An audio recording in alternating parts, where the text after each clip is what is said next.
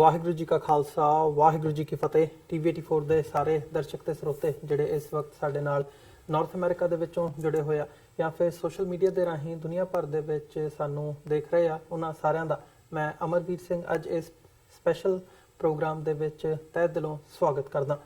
Viewers, ਜਿਵੇਂ ਕਿ ਅਸੀਂ ਪਿਛਲੇ ਸਾਰੇ ਦਿਨਾਂ ਦੇ ਵਿੱਚ ਇਸ ਇਸ਼ੂ ਨੂੰ ਹਾਈਲਾਈਟ ਕੀਤਾ ਜਿਹੜਾ ਇੰਡੀਆ ਤੇ ਪਾਕਿਸਤਾਨ ਦੇ ਵਿੱਚ ਇਸ ਵਕਤ ਤਣਾਅ ਦਾ ਮਾਹੌਲ ਬਣਿਆ ਹੋਇਆ, ਇਹਦੇ ਤੇ ਵੱਖ-ਵੱਖ ਪਹਿਲੂਆਂ ਤੋਂ ਵਿਚਾਰ ਚਰਚਾ ਹੋ ਰਹੀ ਹੈ।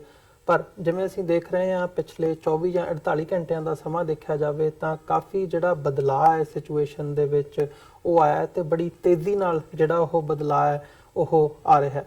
ਜੇ ਬੈਕਗਰਾਉਂਡ ਦੇ ਵਿੱਚ ਦੇਖਣਾ ਹੋਵੇ ਤਾਂ ਜਦੋਂ 14 ਨਵੰਬਰ ਨੂੰ ਪੁਲਵਾਮਾ ਜਿਹੜਾ ਹਮਲਾ ਹੈਗਾ ਉਹ ਹੁੰਦਾ, 14 ਨਵੰਬਰ ਕਹਿ ਗਿਆ 14 ਫਰਵਰੀ ਨੂੰ ਜਦੋਂ ਪੁਲਵਾਮਾ ਹਮਲਾ ਹੁੰਦਾ ਪੁਲਵਾਮਾ ਦੇ ਵਿੱਚ ਜੰਮੂ ਕਸ਼ਮੀਰ ਦੇ ਵਿੱਚ, ਤਾਂ ਵਿਦਨ ਐਨ ਆਵਰ ਭਾਰਤ ਵੱਲੋਂ ਉਹਦਾ ਜਿਹੜਾ ਬਲੇਮ ਹੈ ਉਹ ਪਾਕਿਸਤਾਨ ਦੇ ਉੱਪਰ ਸੁੱਟਿਆ ਜਾਂਦਾ ਹੈ ਤੇ ਇੱਕ ਜਿਹੜੀ ਵਾਰ ਮੌਂਗਰਿੰਗ ਦੀ ਸ਼ੁਰੂਆਤ ਹੁੰਦੀ ਹੈ।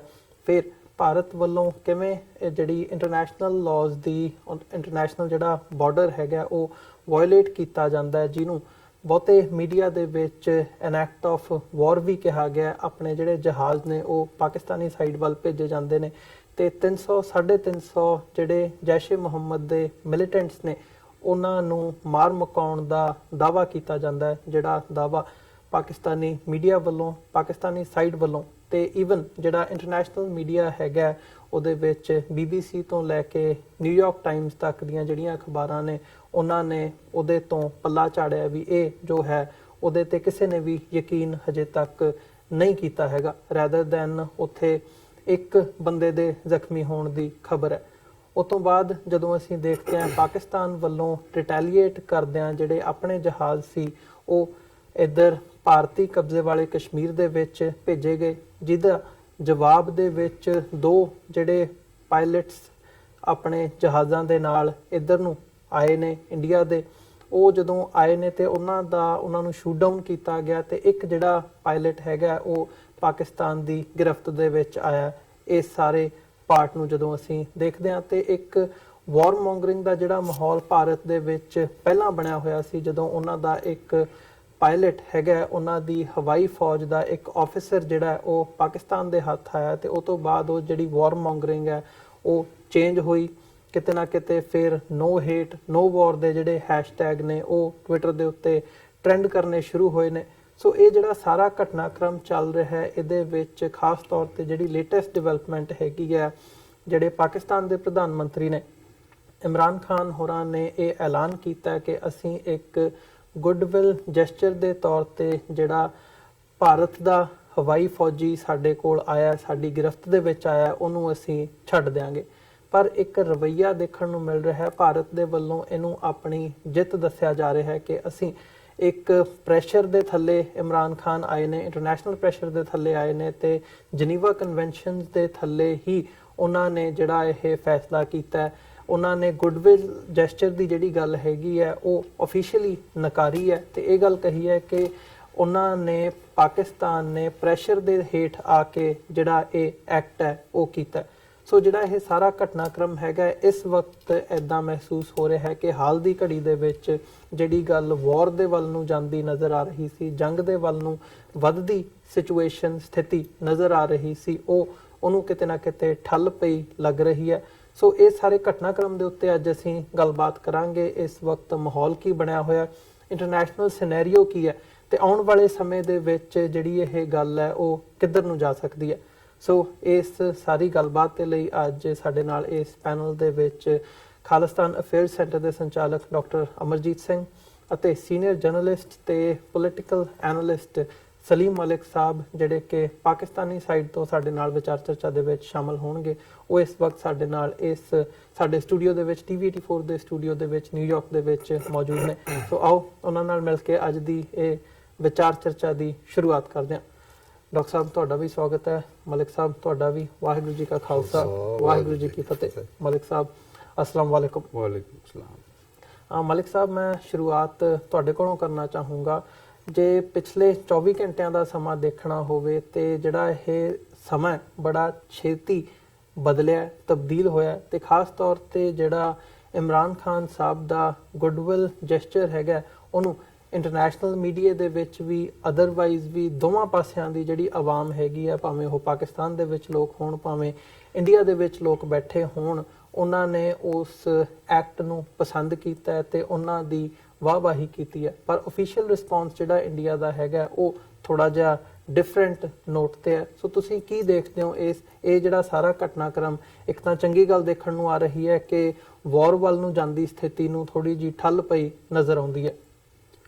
ਗੱਲ ਹੈ ਕਿ ਅਸੀਂ ਅੱਜ ਦੇ 21ਵੀਂ ਸਦੀ ਦੇ ਦੌਰ ਦੇ ਅੰਦਰ ਰਹਿੰਦੇ ਆ ਤੇ ਦੂਸਰੀ ਵਰਲਡ ਵਾਰ ਤੋਂ ਦੇ ਬਾਅਦ ਲੀਗ ਆਫ ਨੇਸ਼ਨ ਦੀ ਨਾਕਾਮੀ ਦੇ ਬਾਅਦ ਸਾਡੇ ਉੱਤੇ ਯੂਨਾਈਟਿਡ ਨੇਸ਼ਨ ਨਾਂ ਦੀ ਇੱਕ ਬਿਲਡਿੰਗ ਮੁਸੱਲਤ ਕੀਤੀ ਗਈ, ਜਿਹਦੇ ਅੰਦਰ ਜਿਹੜੇ ਸੈਕੰਡ ਵਰਲਡ ਵਾਰ ਦੇ ਜਿੱਤੇ ਹੋਏ ਪਲੇਅਰ ਸੀ ਉਹਨਾਂ ਨੇ ਉੱਥੇ ਜ਼ਹਿਨੀ ਮਾਸ਼ੀ ਸਮਾਜੀ ਤੌਰ ਤੇ ਉਸ ਬਿਲਡਿੰਗ ਦੇ ਅੰਦਰ ਕਬਜ਼ਾ ਕਰਕੇ ਜਿਹੜੇ ਮੁਲਕ ਬਣੇ ਅੱਜ ਤੋਂ 80 ਸਾਲ ਪਹਿਲੇ ਉਹਨਾਂ ਤੇ ਹਕੂਮਤ ਸ਼ੁਰੂ ਕਰ ਦਿੱਤੀ।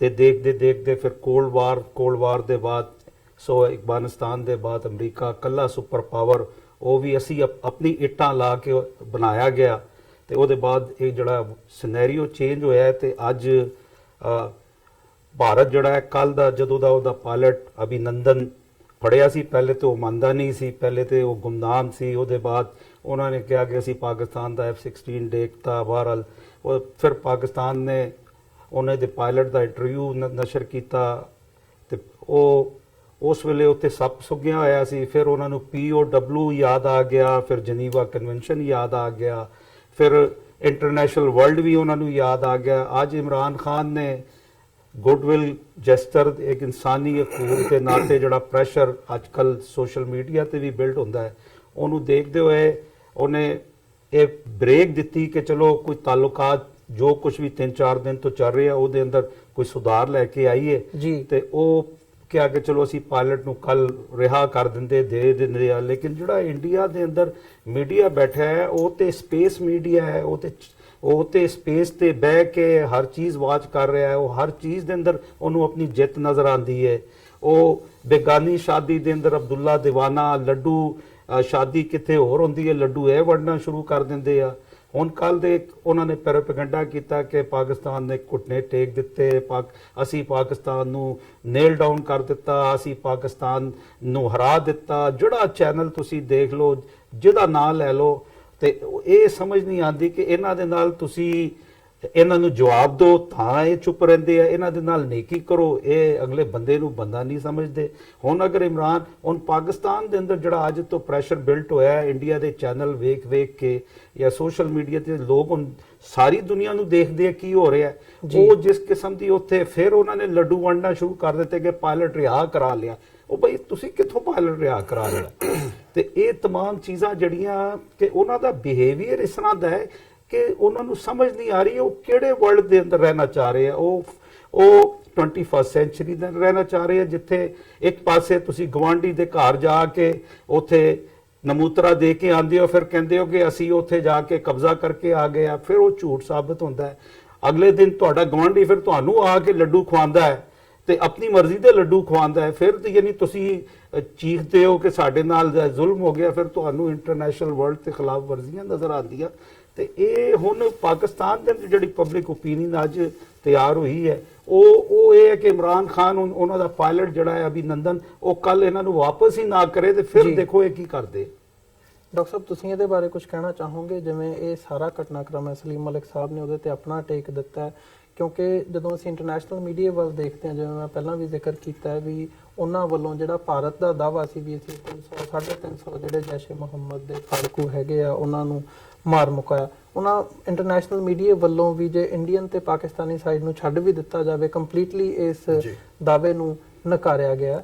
ਤੇ ਉਸ ਤੋਂ ਬਾਅਦ ਇਹ F-16 ਵਾਲਾ ਵੀ ਅਸੀਂ ਜਹਾਜ਼ ਡਿੱਗਿਆ। ਅੱਜ ਵੀ ਜਿਹੜੀ ਲੇਟੈਸਟ ਖਬਰ ਹੈਗੀ ਆ ਉਹਨਾਂ ਨੇ ਦੁਬਾਰਾ ਫਿਰ ਇਹਦੇ ਤੇ ਜਿਹੜਾ ਸਬੂਤ ਪੇਸ਼ ਕਰਨ ਦੀ ਕੋਹ ਕੀਤੀ ਹੈ। ਸੋ ਤੁਸੀਂ ਕਿਵੇਂ ਦੇਖਦੇ ਹੋ ਇਸ ਪਾਸੇ ਨੂੰ ਤੇ ਇਮਰਾਨ ਖਾਨ ਸਾਹਿਬ ਦਾ ਜਿਹੜਾ ਜੈਸਚਰ ਹੈਗਾ ਗੁੱਡਵਿਲ ਜੈਸਚਰ ਉਹਨਾਂ ਨੇ ਕੀਤਾ ਤੇ ਉਹਦੇ ਤੇ ਜਿਹੜਾ ਭਾਰਤ ਦਾ ਰਵੱਈਆ? ਦੇਖੋ ਅੱਜ ਇੱਕ ਸੱਜਣ ਪੁੱਛ ਰਹੇ ਸੀ ਕਿ ਤੁਸੀਂ ਇਮਰਾਨ ਖਾਨ ਲਈ ਲਫ਼ਜ਼ ਸਟੇਟਸਮੈਨ ਇਸਤੇਮਾਲ ਕੀਤਾ, ਇਹਦਾ ਮਤਲਬ ਕੀ ਹੁੰਦਾ?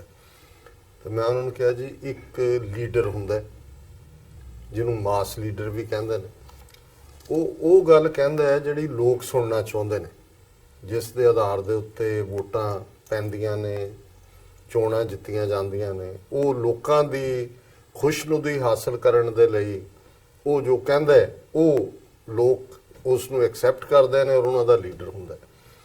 ਸਟੇਟਸਮੈਨ ਉਹ ਹੁੰਦਾ ਹੈ, ਬੇਸ਼ੱਕ ਵੇਲੇ ਦੀ ਕਰਾਊਡ ਨੂੰ ਇਹ ਲੱਗ ਵੀ ਰਿਹਾ ਹੋਏ ਉਹਦੇ ਚੋਂ ਫੈਸਲਾ ਜਾਂ ਉਸ ਦਾ ਸਟੈਂਡ ਨਾ ਵੀ ਮਕਬੂਲ ਹੋਏ, ਨਾ ਵੀ ਪਪੂਲਰ ਹੋਏ, ਪਰ ਉਹਨੂੰ ਇਹ ਪਤਾ ਹੁੰਦਾ ਹੈ ਕਿ ਉਹਦੇ ਲੋਕਾਂ ਦੇ ਲਈ ਇਹ ਭਵਿੱਖ ਦੇ ਵਿੱਚ, ਮੁਸਤਕਬਲ ਦੇ ਵਿੱਚ ਜਿਹੜਾ ਹੈ ਇਹ ਫਾਇਦੇਮੰਦ ਸਟੈਂਡ ਹੈ। ਔਰ ਮੈਂ ਸਮਝਦਾ ਹਾਂ ਵੀ ਇਮਰਾਨ ਖਾਨ ਹੋਰਾਂ ਨੇ ਪਿਛਲੇ 6 ਮਹੀਨੇ 'ਚ ਇਹ ਕੋਈ ਜਿਹੜਾ ਉਹਨਾਂ ਨੇ ਹੁਣ ਮੈਗਨੈਨਿਮਿਟੀ ਦਿਖਾਈ ਹੈ ਨੈਸ਼ਨਲ ਅਸੈਂਬਲੀ ਨੂੰ ਐਡਰੈਸ ਕਰਦੇ ਆ, ਉਹਨਾਂ ਨੇ ਜੇ ਤੁਸੀਂ ਉਹਨਾਂ ਦੀ ਤਕਰੀਰ ਦੇ ਸਾਰਾ ਉਸ ਦਾ ਦੇਖੋ ਪ੍ਰੈਜੈਂਟੇਸ਼ਨ, ਤੇ ਮੈਂ ਸਮਝਦਾ ਹਾਂ ਵੀ ਉਹ ਹਰ ਆਪਣੀ ਤਕਰੀਰ ਦੇ ਨਾਲ ਹਿਸਟਰੀ ਸਿਰਜ ਰਹੇ ਨੇ। ਔਰ ਇੱਕ ਪਾਸੇ ਤਾਂ ਅਸੀਂ ਕੁੱਲ ਦੁਨੀਆ 'ਚ ਹੀ ਦੇਖਦੇ ਹਾਂ ਕਿ ਕੋਈ ਇਸ ਵੇਲੇ ਵਰਲਡ ਲੀਡਰ ਨਜ਼ਰ ਨਹੀਂ ਆਉਂਦਾ। ਉਹ ਚਲੇ ਗਏ ਨੈਲਸਨ ਮੰਡੇਲਾ ਜਾਂ ਜਿਨ੍ਹਾਂ ਦੀ ਗੱਲ ਕਿਸੇ ਜ਼ਮਾਨੇ 'ਚ ਹੁੰਦੀ ਸੀ, ਹੁਣ ਸਾਰੇ ਮਿਜਟ ਨੇ। ਅਮਰੀਕਾ 'ਚ ਦੇਖ ਲਓ ਕੀ ਹੈ, ਇੰਗਲੈਂਡ 'ਚ ਕੀ ਹੈ, ਚਾਈਨਾ ਨੂੰ ਛੱਡ ਕੇ, ਕਿਉਂਕਿ ਚਾਈਨਾ ਦਾ ਇੱਕ ਆਪਣਾ ਸਿਸਟਮ ਹੈ ਲੀਡਰਸ਼ਿਪ ਥਰੋ ਕਰਨ ਦਾ, ਉਹ 30-30 ਸਾਲ ਦੇ ਉਹ ਸਾਰੀ ਟੈਸਟ ਚੋਂ ਲੰਘਾਏ ਹੁੰਦੇ ਨੇ। ਲੇਕਿਨ ਕੁੱਲ ਮਿਲਾ ਕੇ ਗਲੋਬਲੀ ਇਹਨਾਂ ਮਿਜਟਸ ਦੇ ਵਿੱਚ ਇਮਰਾਨ ਖਾਨ ਮੈਨੂੰ ਹੁਣ ਸਿਰਫ ਸਾਊਥ ਏਸ਼ੀਆ ਦਾ ਹੀ ਲੀਡਰ ਨਹੀਂ ਨਜ਼ਰ ਆਉਂਦਾ, ਮੈਨੂੰ ਇਹ ਨਜ਼ਰ ਆਉਂਦਾ ਹੈ ਵੀ ਇਹ ਗਲੋਬਲ ਲੈਵਲ ਦੇ ਉੱਤੇ ਜਿਹੜੀ ਲੀਡ ਦੇਣ ਵਾਲਾ ਲੀਡਰ ਹੈ। ਔਰ ਉਹਨਾਂ ਨੇ ਜਿਹੜੀ ਇਹ ਲਾਈਨ ਲਈ, ਇਹ ਇਸ ਗੱਲ ਨੂੰ ਦੇਖਦੇ ਆ ਜਿਵੇਂ ਉਹਨਾਂ ਨੇ ਕਿਹਾ ਕਿ ਜੀ ਸਬ ਕੰਟੀਨੈਂਟ ਵੱਲ ਦੇਖੋ, ਦੁਨੀਆ ਦੇ ਵਿੱਚ ਸਭ ਤੋਂ ਜ਼ਿਆਦਾ ਗੁਰਬਤ ਸਾਡੇ 'ਚ ਹੈ, ਦੁਨੀਆ ਕਿੱਥੇ ਦੀ ਕਿੱਥੇ ਚਲੀ ਗਈ। ਉਹ ਜਦੋਂ ਹਵਾਲੇ ਦਿੰਦੇ ਨੇ ਕਿ ਵਰਲਡ ਵਾਰਸ ਹੋਈਆਂ, ਕਿੰਨੀ ਤਬਾਹੀ ਹੋਈ। ਹੁਣ ਫਸਟ ਵਰਲਡ ਵਾਰ 'ਚ 3 ਕਰੋੜ ਲੋਕ ਮਾਰੇ ਗਏ, ਦੂਸਰੇ ਵਰਲਡ ਵਾਰ 6 ਕਰੋੜ ਮਾਰੇ ਗਏ, 9 ਕਰੋੜ ਦਾ ਸਫਾਇਆ ਹੋ ਗਿਆ। ਕੌਣ ਜਿੱਤਿਆ? ਔਰ ਜਿਨ੍ਹਾਂ ਨੇ ਵਰਲਡ ਵਾਰਸ ਲੜੀਆਂ ਉਹੀ ਜਰਮਨ ਔਰ ਫਰਾਂਸ, ਉਹੀ ਇੰਗਲੈਂਡ ਔਰ ਜਿਹੜਾ ਇਟਲੀ, ਕਿਵੇਂ ਬਗਲਗੀਰ ਨੇ ਸਾਰੇ ਇੱਕ ਦੂਜੇ ਦੇ ਨਾਲ। ਸੋ ਇਹ ਜਿਹੜਾ ਉਹਨਾਂ ਦਾ ਹਰ ਕਦਮ ਸੀ, ਜਦੋਂ ਤੋਂ ਉਹਨਾਂ ਨੇ ਓਥ ਟੇਕ, ਉਹਨਾਂ ਨੇ ਕਿਹਾ ਸੀ ਵੀ ਜੇ ਅਸੀਂ 2 ਕਦਮ ਆਵਾਂਗੇ ਜੇ ਭਾਰਤ 1 ਕਦਮ ਅੱਗੇ ਵੱਧਦਾ ਦੋਸਤੀ ਦੇ ਲਈ। ਕਰਤਾਰਪੁਰ ਦਾ ਲਾਂਘਾ ਇੱਕ ਇੰਨਾ ਵੱਡਾ ਜੈਸਚਰ ਸੀ ਜਿਹੜਾ 72 ਸਾਲ ਤੋਂ ਸਿੱਖ ਲੋਚਦੇ ਸੀ। ਫਿਰ ਅਸੀਂ ਦੇਖਦੇ ਹਰ ਸਟੈਪ ਦੇ ਉੱਤੇ, ਔਰ ਜਦੋਂ ਭਾਰਤ ਨੇ ਇਹ ਦਿਲਵਦੀ ਵੀ ਕੀਤੀ ਪੁਲਵਾਮਾ ਘਟਨਾ ਤੋਂ ਇੱਕਦਮ ਬਾਅਦ, ਉਹਨਾਂ ਨੇ ਆਪਣੀ ਸਪੀਚ ਦੇ ਵਿੱਚ ਵੀ ਕਿਹਾ ਵੀ ਅਸੀਂ ਜਾਂ ਸਾਡੀ ਪ੍ਰੈਸ ਨੇ ਵੀ ਇਸ ਲਈ ਬੜਾ ਰੈਸਟ੍ਰੇਨ ਰੱਖਿਆ ਕਿ ਅਸੀਂ ਦੇਖਿਆ ਵੀ 70,000 ਅਸੀਂ ਆਪਣੇ ਬੰਦੇ ਗਵਾਏ ਹੋਏ ਨੇ। ਸਾਨੂੰ ਪਤਾ ਹੈ ਹਸਪਤਾਲਾਂ ਹੀ ਤੁਸੀਂ ਜਾਂਦੇ ਹੋ, ਦੇਖਦੇ ਹੋ ਕਿਸੇ ਦੀ ਲੱਤ ਵੱਡੀ ਹੈ, ਕਿਸੇ ਦੀ ਬਾਹ ਵੱਡੀ ਹੈ, ਕੀ ਹਾਲ ਹੁੰਦਾ। ਸੋ ਪੁਲਵਾਮਾ ਤੋਂ ਬਾਅਦ ਵੀ ਉਹਨਾਂ ਨੇ ਕਿਹਾ ਜੀ ਅਸੀਂ ਤਿਆਰ ਹਾਂ ਕਿਸੇ ਵੀ ਇਨਵੈਸਟੀਗੇਸ਼ਨ ਦੇ ਲਈ। ਫਿਰ ਇਹਦੇ ਬਾਵਜੂਦ ਭਾਰਤ ਨੇ ਜਿਹੜੀ ਦਿਲਵਦੀ ਕਰਦੇ ਆ, ਬਦਮਾਸ਼ੀ ਕਰਦੇ ਆ ਰਾਦਰ, ਉਹਨਾਂ ਦੀ ਟੈਰੀਟਰੀ ਨੂੰ ਵਾਇਓਲੇਟ ਕੀਤਾ। ਫਿਰ ਵੀ ਜਿਵੇਂ ਅੱਜ ਉਹਨਾਂ ਨੇ ਕਿਹਾ ਜੀ ਅਸੀਂ ਇਮੀਡੀਏਟ ਵੀ ਰਿਸਪੌਂਡ ਕਰਨ ਦੇ ਸਮਰੱਥ ਸੀ, ਲੇਕਿਨ ਅਸੀਂ ਕਿਹਾ ਕਿ ਵੀ ਪਹਿਲਾਂ ਪਤਾ ਕਰੋ ਵੀ ਨੁਕਸਾਨ ਕੀ ਹੋਇਆ, ਔਰ ਉਸ ਤੋਂ ਬਾਅਦ ਅਸੀਂ ਉਹਨਾਂ ਨੂੰ ਦੱਸ ਦਿੱਤਾ ਸੀ ਕਿ ਵੀ ਅਸੀਂ ਹੁਣ ਰੀਟੈਲੀਏਟ ਕਰਾਂਗੇ। ਔਰ ਰੀਟੈਲੀਏਟ ਕਰਨ ਲੱਗਿਆ ਵੀ ਉਹਨਾਂ ਨੇ ਧਿਆਨ ਰੱਖਿਆ ਕਿ ਕੋਈ ਫੌਜੀ ਟਿਕਾਣਾ ਨਹੀਂ ਚੁਣਿਆ, ਕੋਈ ਸਿਵਿਲੀਅਨ ਨਹੀਂ ਚੁਣਿਆ।